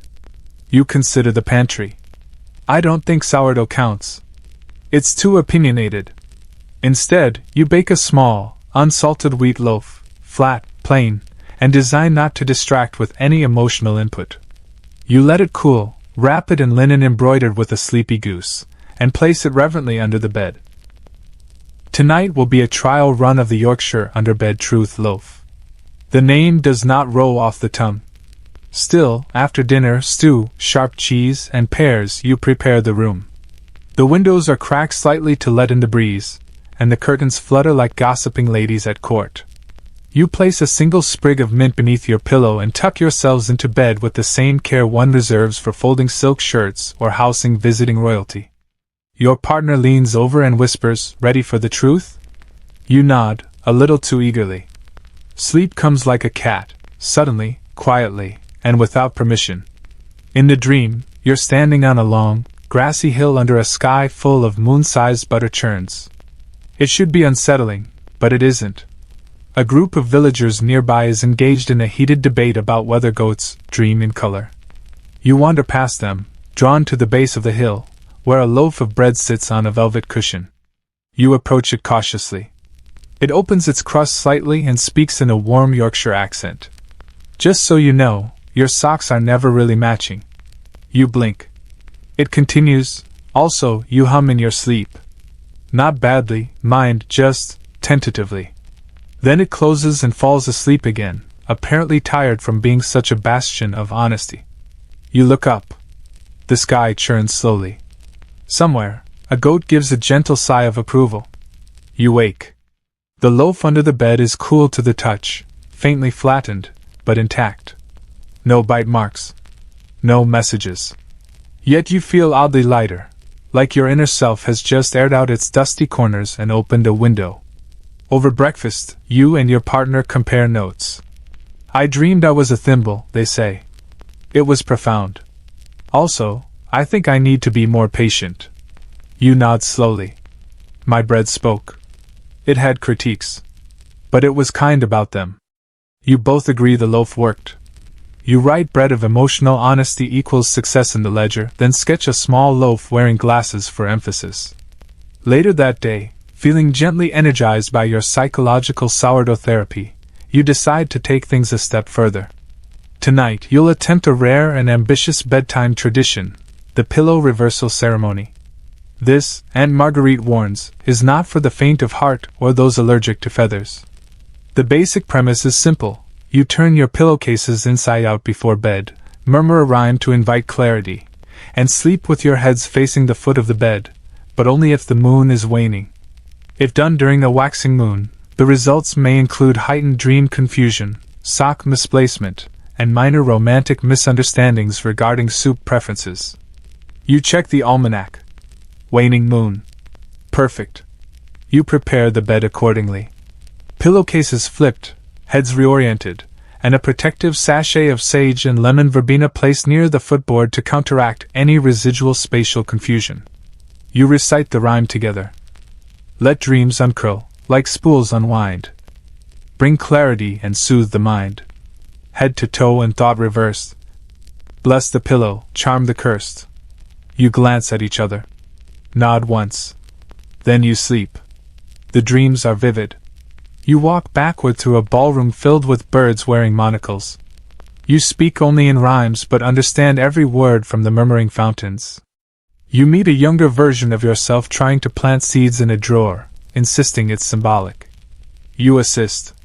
It feels noble. When you wake, you're facing the wrong end of the bed and your pillow smells inexplicably like ink and honey. Your partner yawns. I remember every color I've ever seen. You sit up slowly. I know what the goat meant now. Neither of you elaborate. You don't need to. You write. Pillow reversal, destabilizing, revelatory. Requires footboard proximity. Recommended only on Thursdays. You underline Thursdays twice. Then you spend the morning reorienting your socks, your thoughts, and the Dream Ledger's ribbon bookmark, which has somehow ended up in the kitchen. You don't question it. Some dreams travel. You wake to find a spoon in your slipper. Not a metaphorical spoon. Not the kind of spoon one dreams about while floating through a Renaissance orchard. A real, honest-to-basil, cold-to-the-touch pewter spoon. Your slipper, incidentally, was under the bed last night, right beside the honesty loaf, which now smells faintly of time and judgment. You hold the spoon up like a tiny sword of inquiry. Your partner appears in the doorway, toothbrush in mouth, and gives the spoon a look. Ah, they say, foam muffling their voice slightly, you found it. There is no further elaboration. They disappear down the hallway humming a Gregorian chant that they absolutely did not know yesterday. You sip your tea slowly, one eye on the spoon. It is not a usual spoon. It's engraved. Tiny spirals run along the handle, and in the bowl, barely visible unless held to the light, is a single word, sympathy. You know what this is. You flip open Aunt Marguerite's ledger again and skim to a page dog-eared with a pressed violet tucked between the parchment. The silent spoon packed. The entry is dated 1593 and begins with the kind of warning that is both alluring and completely unhelpful. Only forge a spoon pact if you are prepared to be truly known. You read on. In certain Renaissance households, especially among the candlemaking guilds and court musicians, it was believed that the exchange of engraved spoons between close companions, partners, or those who regularly shared linens could invoke sympathetic dream alignment. In simpler terms, if you sleep near a spoon that someone else touched with genuine affection, your subconscious will, allegedly, sync with theirs. A shared dream. Or at the very least, matching moods in the morning? Historians still argue whether this was actual dream magic or just a very poetic way of saying please stop arguing about pillows. You place the spoon on the table beside the dream ledger. It gleams gently in the morning sun, as if pleased to be understood.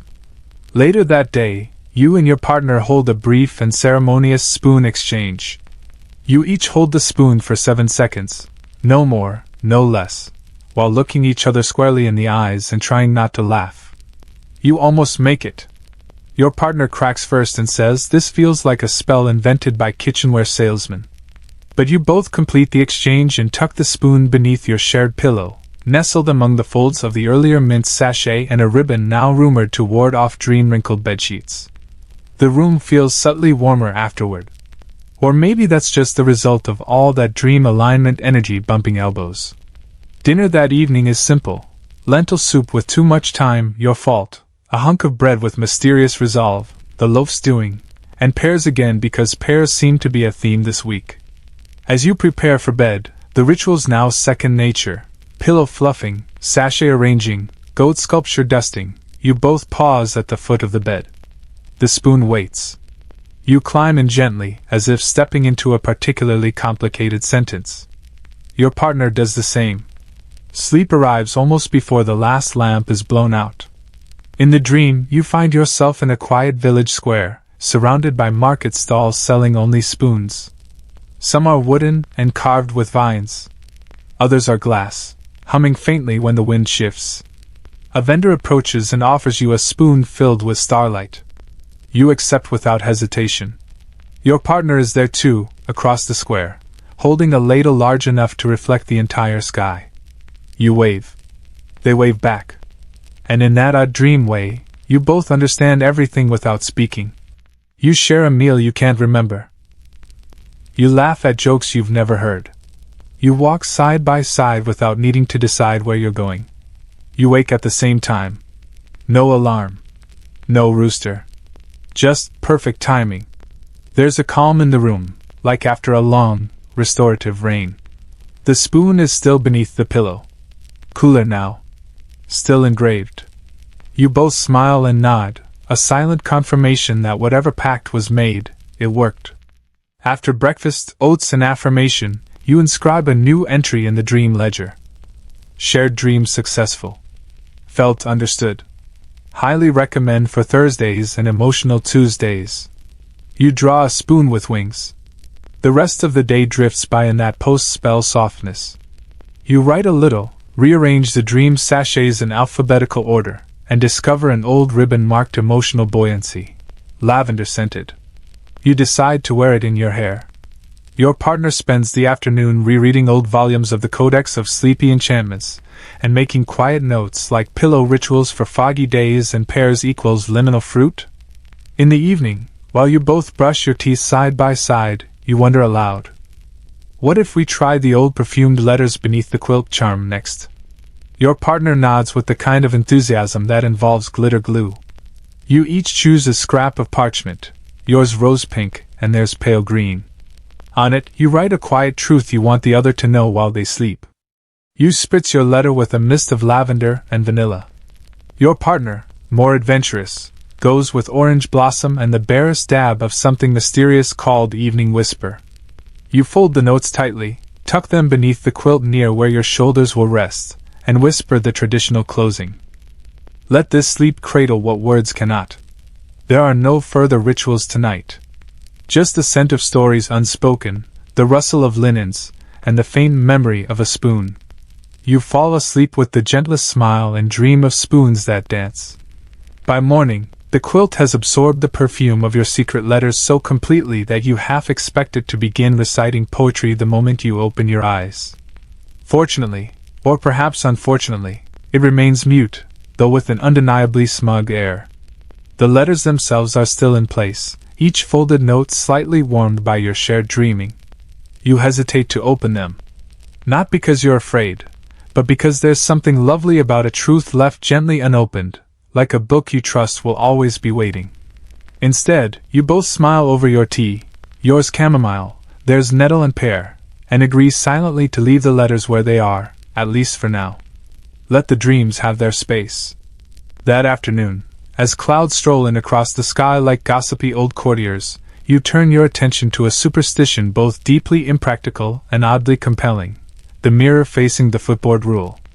You read about it first in Aunt Marguerite's least organized section of the Dream Ledger, the one ominously labeled miscellaneous, dangerous nonsense, and plausibly cursed items.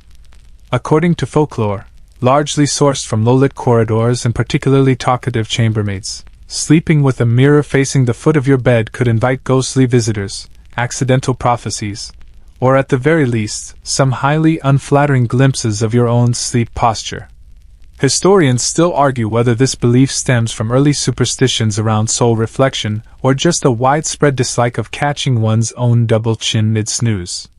You, of course, have a mirror facing the footboard. A lovely oval thing with delicate brass edging and a faint habit of fogging over without cause. Should we cover it? You ask your partner, one hand already halfway through tying a kerchief over the frame.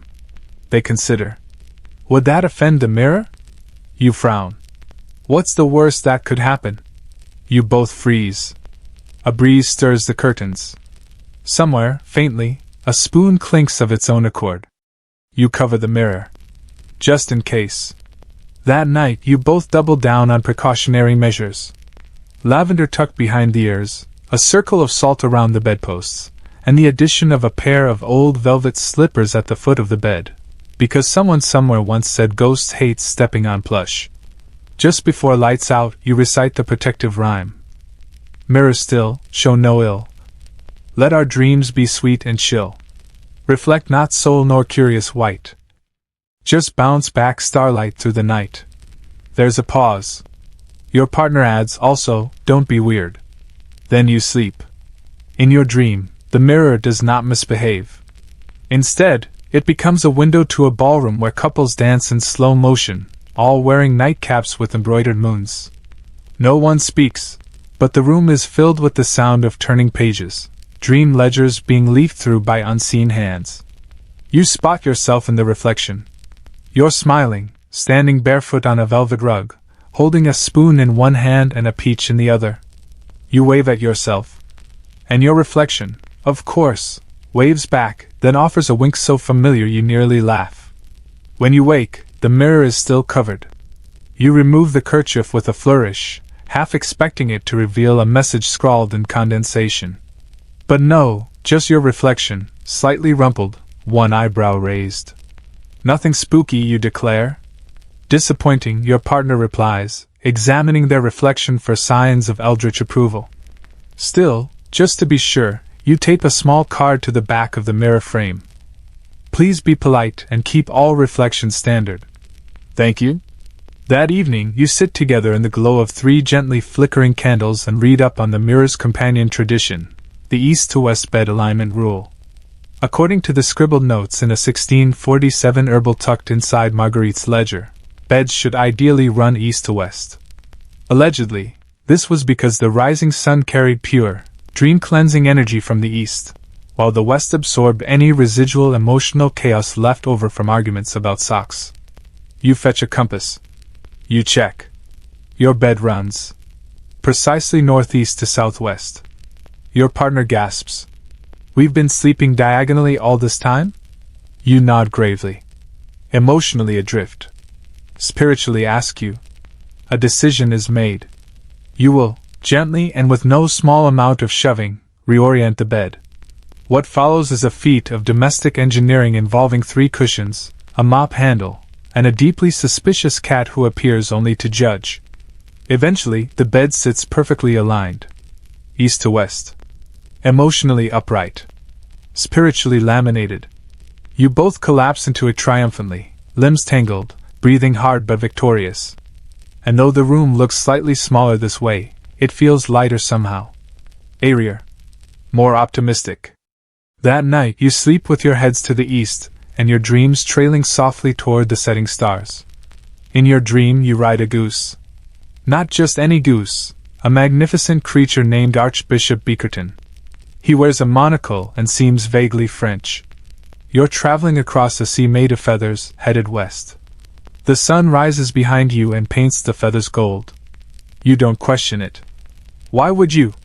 When you wake, the room feels like it's exhaled. The light is gentler. Your thoughts quieter. You write in the ledger. Bed now aligned. Dreams more linear. Goose present. May require saddle. Later, over breakfast, you both sit in quiet satisfaction. The spoon gleams.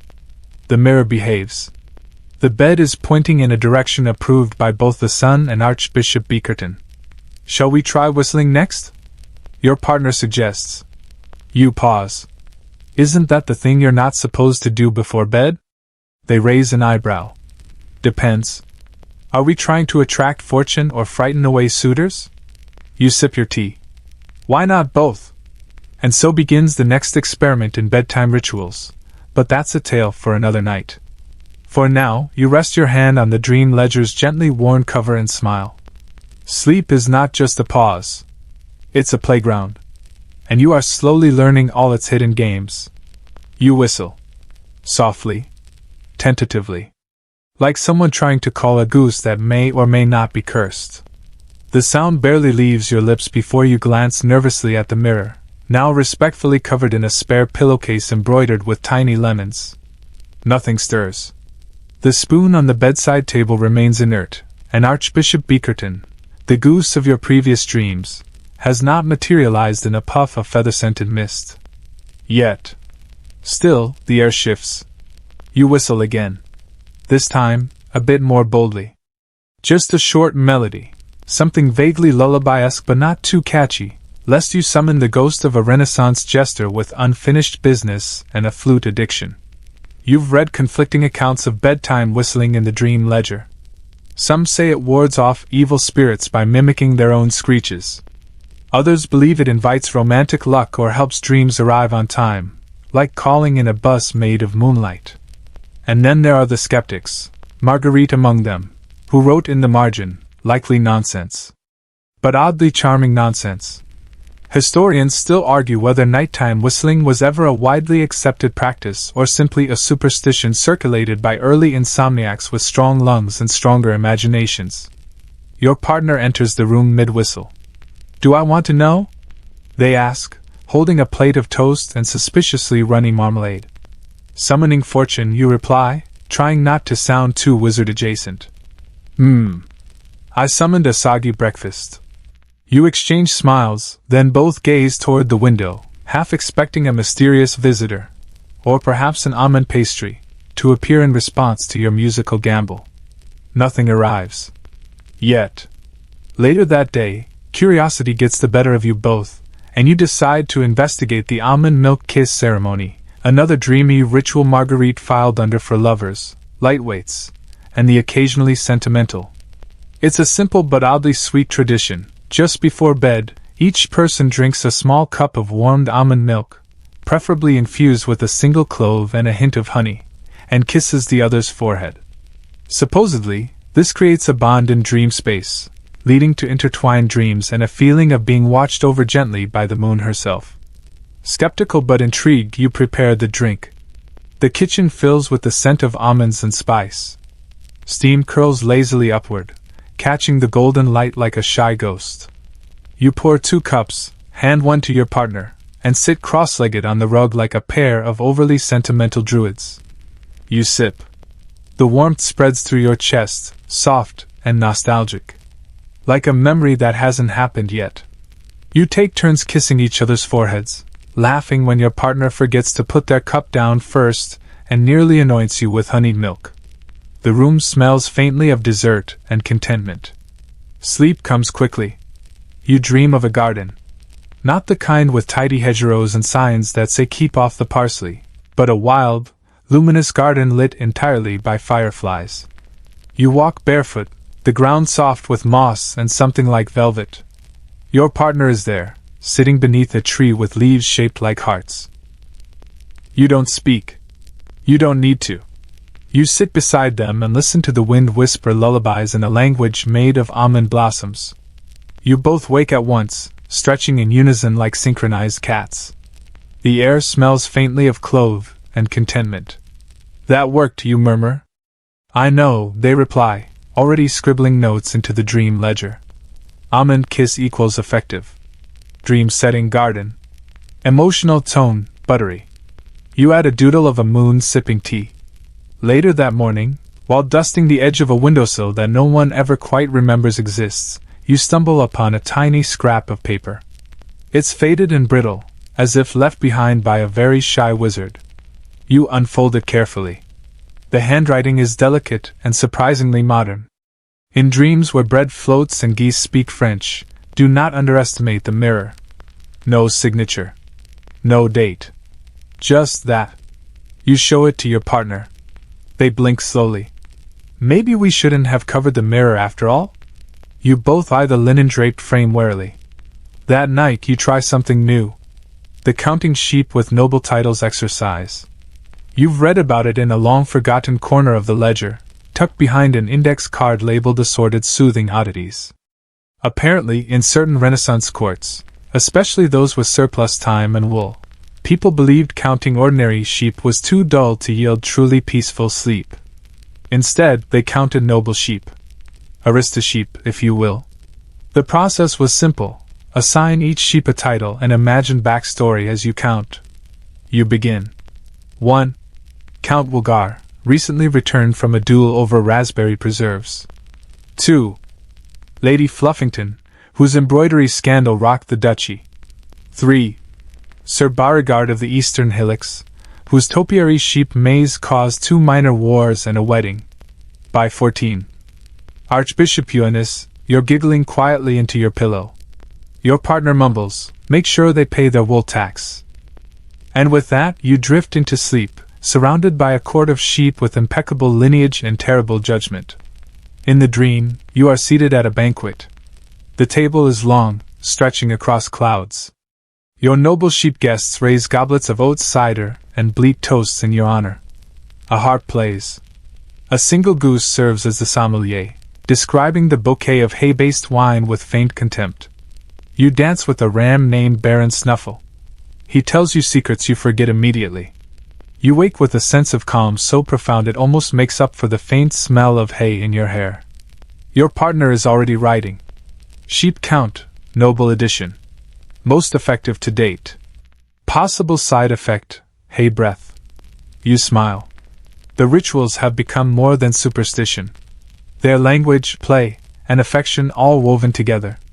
Tonight you decide you'll revisit the mirror, but this time uncovered. Gently. With respect. And perhaps a sheep-shaped sticker placed in the top corner for protection. Because truly, how dangerous can a mirror be if it's watched over by Duchess Fluffington herself? You uncover the mirror. Slowly. Reverently. As if peeling back the curtain on a particularly dramatic opera. Except instead of sopranos and scandal, you're facing your own half-asleep reflection and a faint glimmer of candle wax on your nose. The mirror seems neutral. Not ominous, not friendly, just quietly judging your choice of pajama colors. You offer it a polite nod. Behind you, your partner hums the final few notes of the sheep-counting anthem from the night before, which now has its own chorus and questionable harmonies. You place the lemon-embroidered pillowcase aside and decide it's time to investigate a lesser-known custom, one involving melodies and mischief, whistling before sleep, for luck or folly? It's the only superstition in Aunt Marguerite's dream ledger that's been underlined, crossed out, and then underlined again, as if even she wasn't quite sure whether to believe in it or burn it. Apparently, in pockets of Renaissance Europe, whistling a tune before bed could do any number of things: summon luck, banish regret, attract romantic dreams, or, as one footnote ominously suggests, invite an overly amorous spirit named Thibaut. Historians still argue whether the ritual was ever genuinely practiced, or simply the result of one bard's overenthusiastic attempt to serenade a duchess and invent a new genre of apology. You decide to try it anyway. You settle in bed, take a deep breath, and whistle a gentle, meandering tune, somewhere between a lullaby and a sea shanty performed by a choir of bashful ghosts. Your partner joins in, harmonizing just a little too confidently. The mirror remains still. The spoon gives no comment. Satisfied, you lean back against the pillow and whisper, "No T-bows tonight, please." Sleep arrives in soft, orchestral waves. In the dream, you're strolling down a cobbled path lined with lanterns that bob in time with the music only you can hear. Each step you take whistles a different note. You realize you're composing your own lullaby with your feet. You pass a house with a glowing window. Inside, someone dances, spinning slowly with a spoon clutched to their chest like a sacred object. You smile. In a grove nearby, a goose hums harmony. You wake up humming the final bar. "That was oddly melodic," your partner says over morning tea, eyes still half-lidded with dream residue. You both agree that whistling might not be dangerous after all, though just to be sure, you leave a sprig of rosemary on the windowsill, because why not?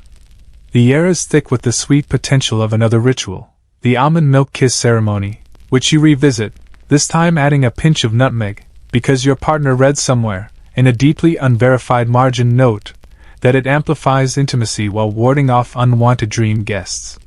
You prepare the warm almond milk with quiet focus, stirring in tiny figure eights as instructed by the parchment tucked inside the ledger's back flap. This time, you don't just kiss each other's foreheads. You whisper a line of a poem you make up on the spot. Your partner responds with a limerick that defies both rhythm and grammar, but you declare it canon anyway. Together you toast to dreamscapes and spoon packs. Then sleep, with smiles and slightly milky breath. The dreamscape is new. You're in a gondola, adrift across a lake of almond milk. Lanterns float beside you, each one glowing with a familiar face, friends, family, even that one baker who once gave you too many biscuits and changed your week. Your partner sits beside you, dipping a toe into the lake and drawing constellations in the ripples. Ahead, a castle rises from the mist. Its banners bear spoons. Its guards are noble sheep. Its queen, flawless and terrifying, wears a nightcap embroidered with constellations and utters only one phrase: "You may enter if your dreams are kind." You are, apparently, admitted with honors. You wake with a crick in your neck and a heart full of fluff. There's almond milk still clinging to the sides of your cup on the nightstand, and a single sheep sticker stuck to your elbow. You blame Duchess Fluffington. Later that day, after breakfast and a spirited debate about whether pear jam counts as a love charm, it doesn't, but it might if paired with poetry, you rediscover a passage in Marguerite's ledger. When in doubt, end the evening with something warm on the lips. A kiss. A song. A memory you're not quite sure belongs to you. You decide it's time to try a newer tradition, counting sheep with noble titles, but with a twist. Tonight, they each get a backstory. You begin. 1. Duke Benedict, accused of laundering linen instead of gold. Acquitted, but only just. 2. Dame Eunice, whose bedtime speeches moved sheep and shepherds alike to quiet tears. 3. Lord Muddensworth the Mild, who once attempted to outlaw snoring in all known pastures. Your partner, barely suppressing a giggle, adds. 4. Countess Lamella, banned from the court for excessive cardigan donations. By 15. Archbishop Baroque, patron saint of dream musicians, you're both dissolved into pillow laughter. You eventually fall asleep mid-count, somewhere around a sheep who runs a bakery and moonlights as a bard. In the dream, you're seated at a long table in a meadow under starlight. The noble sheep are hosting a literary salon. You sip mint tea served by a hedgehog in spectacles. Your dream self stands and delivers a short speech titled The Socio-Emotional Implications of Wool-Based Metaphors. It receives a standing ovation. You wake up with the urge to write a haiku. You do. Counting sheep again. Titled Tasseled Charming Hooves. Nobility naps. You pin it to the mirror. The mirror, oddly enough, fogs slightly, as if sighing in appreciation. Your partner reads it, nods, and adds, definitely counts as prophecy light. That night, you both agree to return to simpler rituals: warm socks, lavender sachets, and a bedtime playlist of faint rain and soft harp music. But just before turning off the light, you whistle a single note. It's answered by the clink of the spoon, which may or may not mean anything. Still, you smile and sleep. The spoon clinks again the next night. Just once. It's gentle, almost polite. Like a soft ahem from a courteous spectre who doesn't wish to intrude, but would appreciate a little attention. You pause, one sock halfway on, your hand frozen mid-reach for the dream ledger. The spoon sits on the windowsill now, moved there after your partner accused it of eavesdropping on bedtime gossip. It has no right to look smug. And yet, I think it wants a promotion, you murmur. From utensil to oracle? Your partner replies, eyes narrowed. Perhaps to spoon of emotional forecasting. They nod solemnly. We could keep it next to the barometer. And so the spoon is ceremoniously given a tiny ribbon, lavender, naturally, and moved beside the dream ledger. It doesn't clink again that night, but you both sleep easier knowing it's properly acknowledged. Which is good, because tonight's ritual is an unusual one, the almond milk kiss ceremony, but with variations. According to the addendum notes in Marguerite's ledger, almond milk could be infused with various herbs to steer the direction of dreams. Nutmeg for closeness, rosemary for vividness, thyme for memory recall, and, somewhat alarmingly, dill to inspire mildly prophetic conversations in dreams with animals. You choose rosemary. Your partner picks dill. You both sip, clink cups, and give each other a ceremonial forehead kiss, the kind that implies devotion, mischief, and the faint hope that tonight's dreams will contain a goose in a top hat. The room dims. The curtains sway slightly. You drift into sleep. Your dream begins with a goat playing a lute. It's oddly moving. You're in a moonlit clearing where chairs have been set up for an audience of dreaming animals. The goat finishes its performance, bows, and is replaced by a marmot reciting a soliloquy about parsley. Then a goose appears. Archbishop Beakerton, of course. He approaches you, offering a scroll tied with red ribbon. You unroll it. Inside are doodles of sheep in cravats and a short poem. If rosemary leads to memory's door, and dill lets animals speak galore, then kiss the spoon and dream once more of silken socks and corridor lore. You wake with the overwhelming feeling that you've just received a message from the Ministry of Somnolent Affairs. Your partner stirs. I had a dream I was debating morality with a shrew in a cravat. You nod. I think we may have brewed something too strong. The spoon, now beside the barometer, leans ever so slightly to the left. You make a note in the ledger, dill plus rosemary equals multilingual animal dreams. Possibly needs moderation. To restore balance, you decide to revisit one of the oldest rituals in the book, the Silent Spoon Pact, but this time, upgraded. You each take a spoon and hold it solemnly. A candle flickers. You declare, henceforth, this spoon shall represent our willingness to dream weird dreams, forgive kitchen mishaps, and refrain from hogging the blankets. Your partner repeats the vow, then adds, and to accept without question the occasional presence of metaphysical poultry. You tap the spoons together. Clink. The pact is sealed. You place the spoons beneath your pillows, wrapped in silk napkins scented faintly with lemon balm. The dream is peaceful. You're back in the almond lake, drifting in your gondola.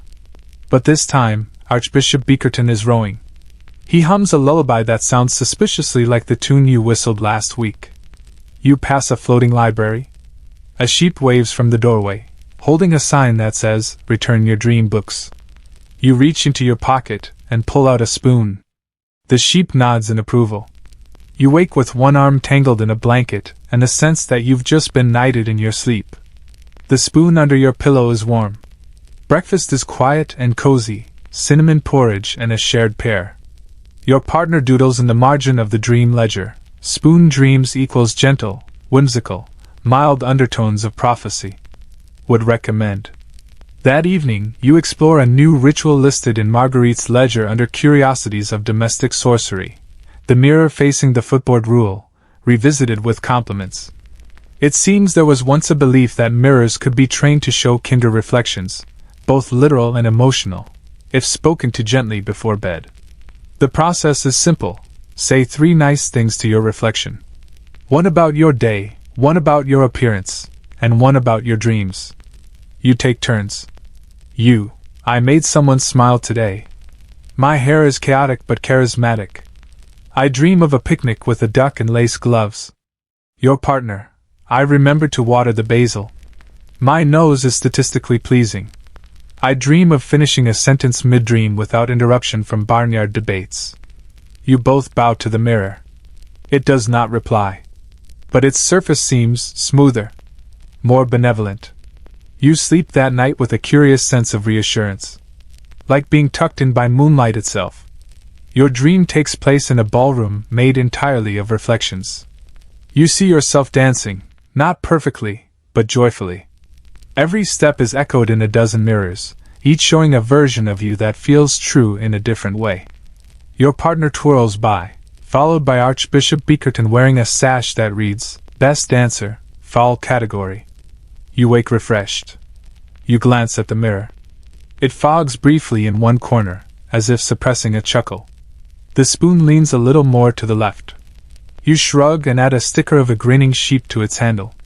And then comes a night when you forget the rituals.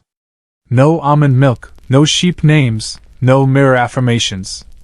You simply crawl into bed, tired and wordless. And sleep finds you anyway. The dream is a soft fog.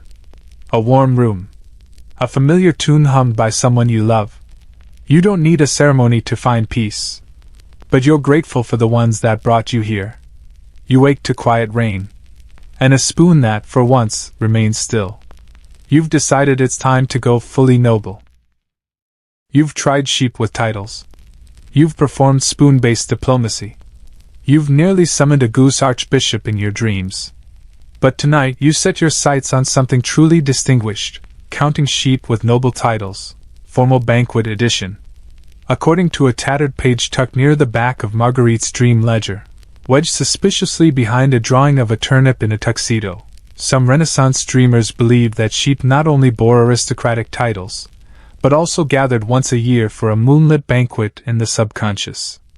The trick, it said, was to mentally attend the banquet while drifting to sleep.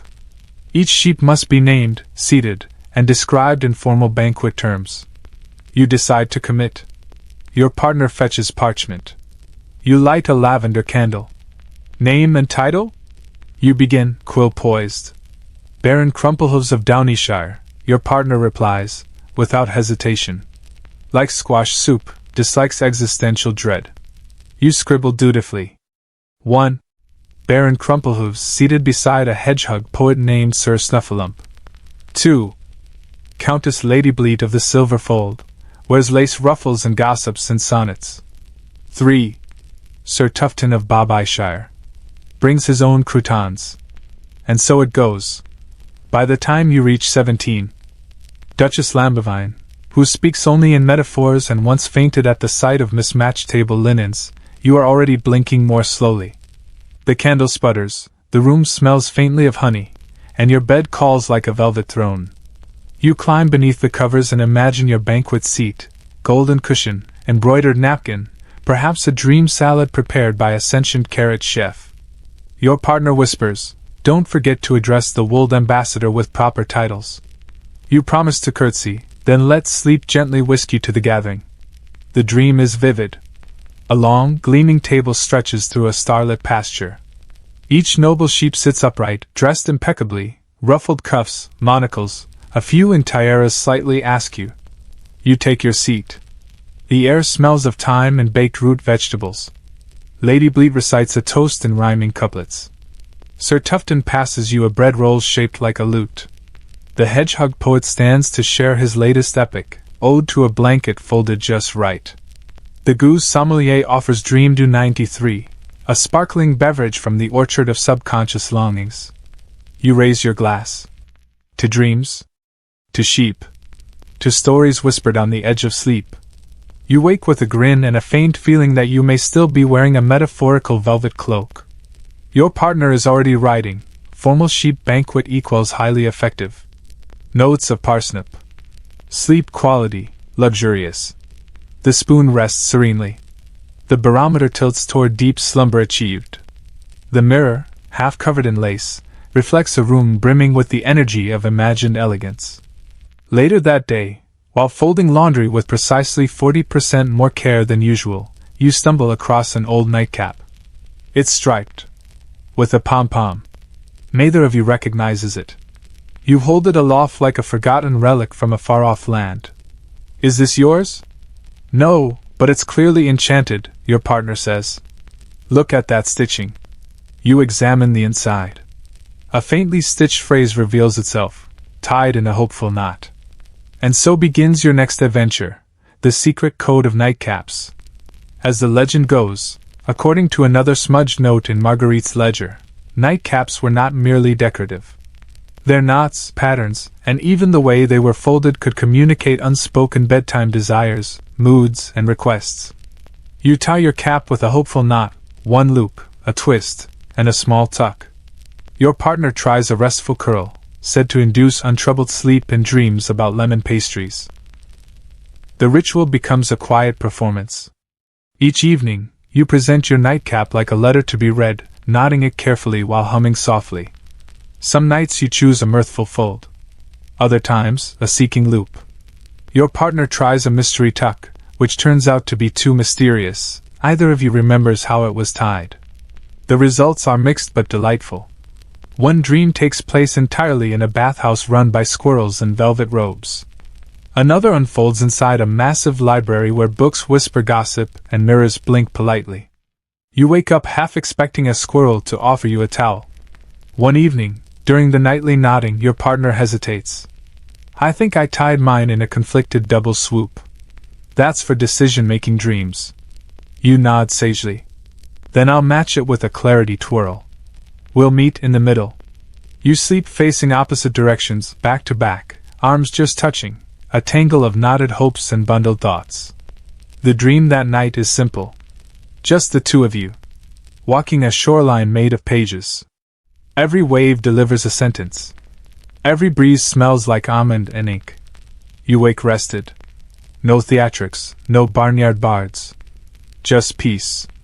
You leave your caps untied the next night. Just to see. And still, the dreams come. Because as Marguerite once wrote, in one of her softer entries, rituals are rafts. But the current knows the way. Later that week, you find a peculiar footnote labeled, the bedspread of 7 colors. Supposedly, it was tradition in certain Renaissance towns to weave bedspreads from 7 symbolic hues, each representing a dream quality: red for passion, blue for peace, gold for memory, green for whimsy, silver for protection, violet for intuition, and white for blank possibility. No one knows whether this tradition actually existed or was just a poetic theory written by an overworked tailor with lofty bedtime ambitions. Historians still argue whether the symbolic threads were ever dyed consistently or merely chosen by candlelight and wishful thinking. But you're immediately smitten with the idea. You can't find a literal 7-color quilt, so you improvise. A patchwork of scarves, shawls, and blankets layered like the rings of a sleep tree. As you lay beneath your improvised rainbow, you feel a curious completeness. Each color wrapping you in a different emotion. A different memory. You sleep that night beneath 7 hues and dream in gradients. The sky in the dream is not one shade. It's every shade. The stars blink in colored rhythms. You lie in a field of memory flowers, each one pulsing with a light that feels specific, familiar. You pluck a violet bloom. It hums like a lullaby you almost remember. Your partner joins you, cradling a bouquet of silver and green. You both lie back. The stars wink. The world tilts toward sleep. You wake with the sun in your eyes and 7 scarves tangled around your legs. The spoon is still. The mirror gleams kindly. And the nightcap, for once, has untied itself in a graceful little spiral. You add a final line to the ledger for the night. 7 colors equals 7 kinds of peace. May require untangling in the morning. It's a chilly night, and you pull the 7-color blanket a little tighter around your shoulders. You've made a small ceremony out of this now, adjusting the layers like you're tuning the mood of a stringed instrument. The green scarf tucked near your feet tonight means whimsy dreams, again. You're hoping for another floating castle, maybe with fewer bureaucratic raccoons and more velvet chairs. But tonight you're adding something new to the mix. A small, golden bell. You found it in a box marked seasonal garlic accessories, tucked deep in the back of the wardrobe. Why it was with garlic, no one knows. But the bell has a pleasant weight, and when rung, gives off a single, shimmering note like a whisper from a polite dinner guest who doesn't want to interrupt. Marguerite's dream ledger has exactly one mention of it. Ring once before bed to ward off tangled dreams and overcomplicated metaphors.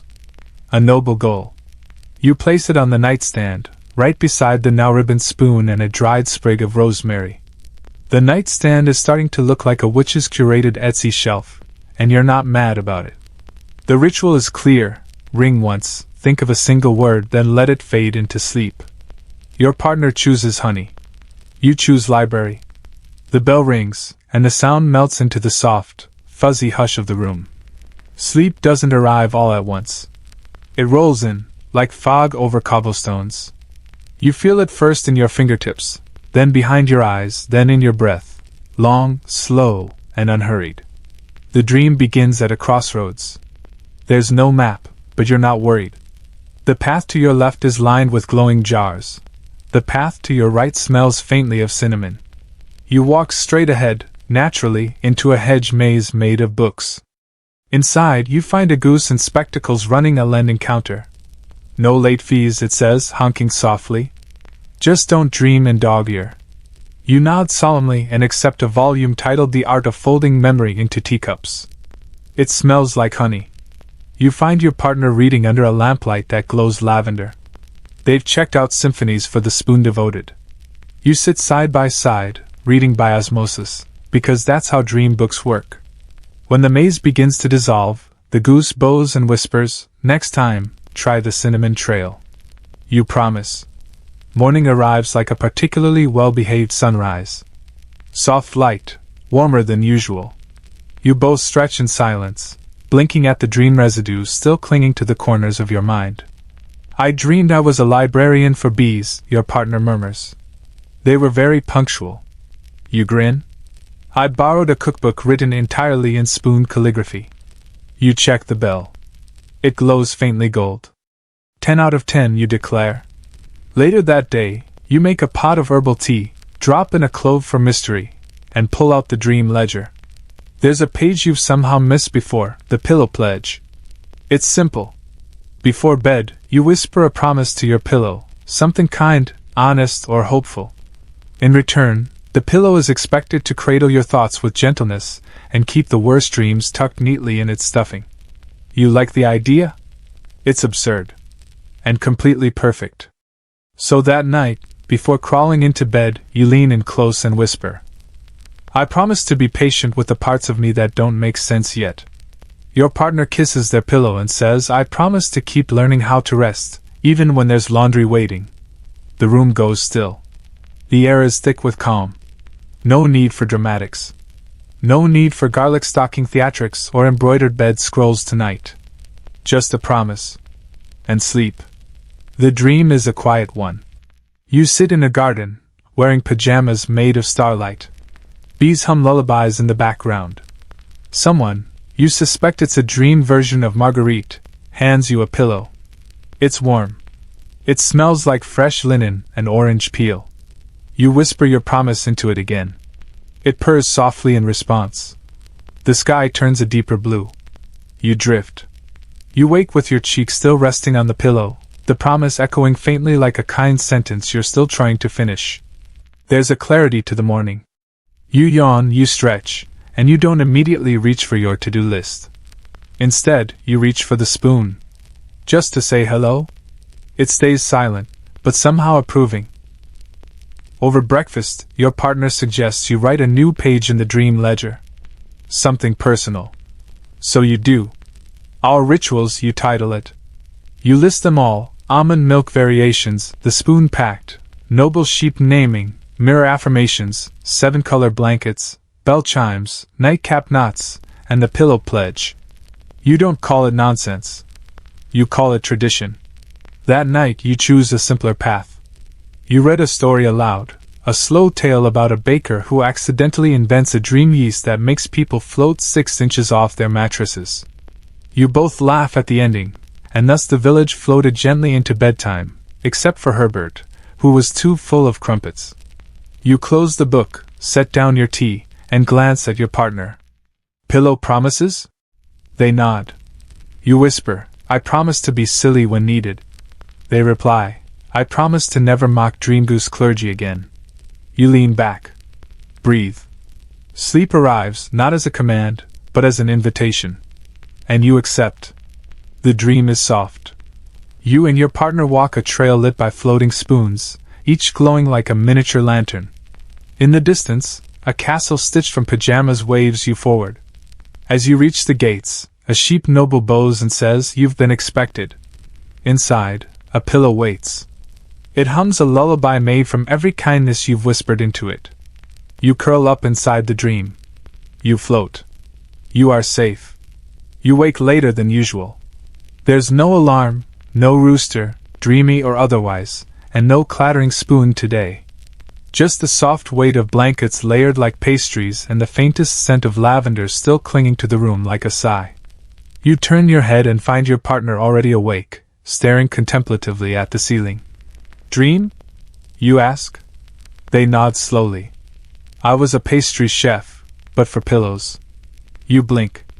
"Like stuffing pastries?" "No, like baking pillows. Each with a filling made of moods. One had the texture of relief. Another was filled with the concept of Wednesday." You nod, understanding far more than you probably should. You sit up and look around your room, the now slightly whimsical, softly spellbound, subtly enchanted room. The spoon is back on the windowsill, draped in the lace napkin. The barometer points to mildly introspective. A tiny sheep drawing is stuck to the mirror with washi tape. 7 scarves, 3 of them folded with heroic irregularity, spill off the bed. Your life has become a tapestry of gentle bedtime rituals and dream-adjacent tomfoolery. And frankly, you're delighted. You stand, stretch, and make your way to the dream ledger, flipping slowly to the back where a new blank page waits. Tonight will be the last entry for a while, not because you're giving up the rituals, but because they've woven themselves into your evenings so thoroughly, they no longer need instruction. Still, you want to finish with something meaningful. And as always, you turn to Marguerite. You flip to one of her earliest pages, the ink faded and smudged, the handwriting loopier and a touch more reckless. It reads, "Rituals are not magic spells. They are quiet decisions. Every night you choose tenderness. Every night you choose pause. That's the real enchantment." You smile. You know what to do. That night you don't light any candles. You don't name any sheep. You don't tie your nightcap, chant at the mirror, or brew anything suspiciously frothy. You simply make tea. 2 cups. Yours is lemon balm. Theirs is chamomile.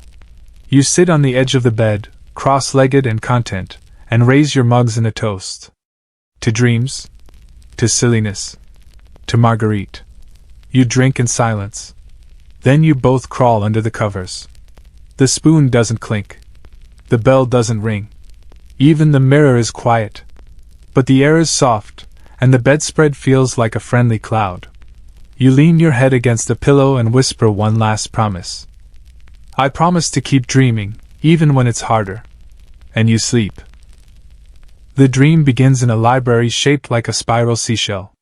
Each book contains a dream you once had, and some you haven't yet. You wander the aisles. You find an entire shelf labeled Tuesday Thoughts About Goose Clergy. Another titled Emotions That Smelled Like Nutmeg.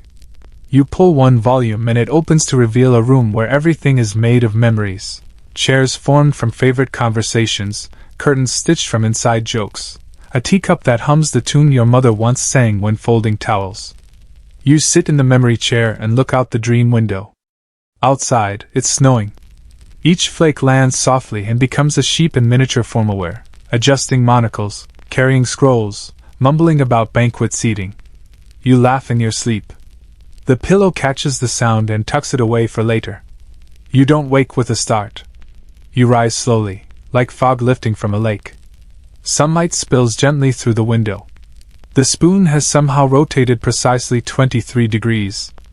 You assume it means something and decide to interpret it as excellent dream conductivity. You stretch, blink, and realize you feel better. Not just rested. Soothed. Held. Like your sleep has been curated, nurtured, perhaps even slightly composted by invisible sheep butlers who believe in your potential. Your partner yawns, rolls over, and says, "I dreamed we adopted a cloud." You kiss their forehead and say, "That checks out." You rise and make porridge. Add cinnamon. No need for fanfare. No need for complicated interpretations or frantic journal entries. Just breakfast. And calm. Later, when the day is full of movement and conversations and lists and maybe one misplaced mitten, you'll forget about the mirror and the spoon and the goose with the episcopal hat. But tonight, you'll remember again. And whether or not you tie the cap or light the candle or whisper the vow, the dream will still come. Not always tidy. Not always grand. But real. Yours. Carried on the back of a sheep with a tiny bow tie and a remarkable sense of direction. And now, let the story fade. Let the spoon rest. Let the mirror go dim. The pillow waits, gentle, kind, a quiet companion for the dreams still to arrive. No need to name any sheep tonight. No need to light the rosemary candle, or search for the correct knot. You've made space. That's enough. Close your eyes and imagine a room where everything is soft. No sharp corners, no loud clocks, no unread emails waiting in the corner of your mind. Just warmth. And hush. And the faintest scent of something familiar and kind. Maybe almond, maybe thyme, maybe the memory of laughter that once wrapped around you like a blanket. You are safe here. The day has done enough. You have done enough. There is no quiz at the end of this night. No test. No summary to write. Just breath. And blankets. And dreams waiting patiently behind a curtain made of moonlight. Let the sheep do their little banquet. Let the spoon keep its quiet secrets. Let the pillow cradle everything you didn't get to say. You're allowed to sleep now. You're allowed to float. And when the morning comes, it will knock softly. But for now, sleep.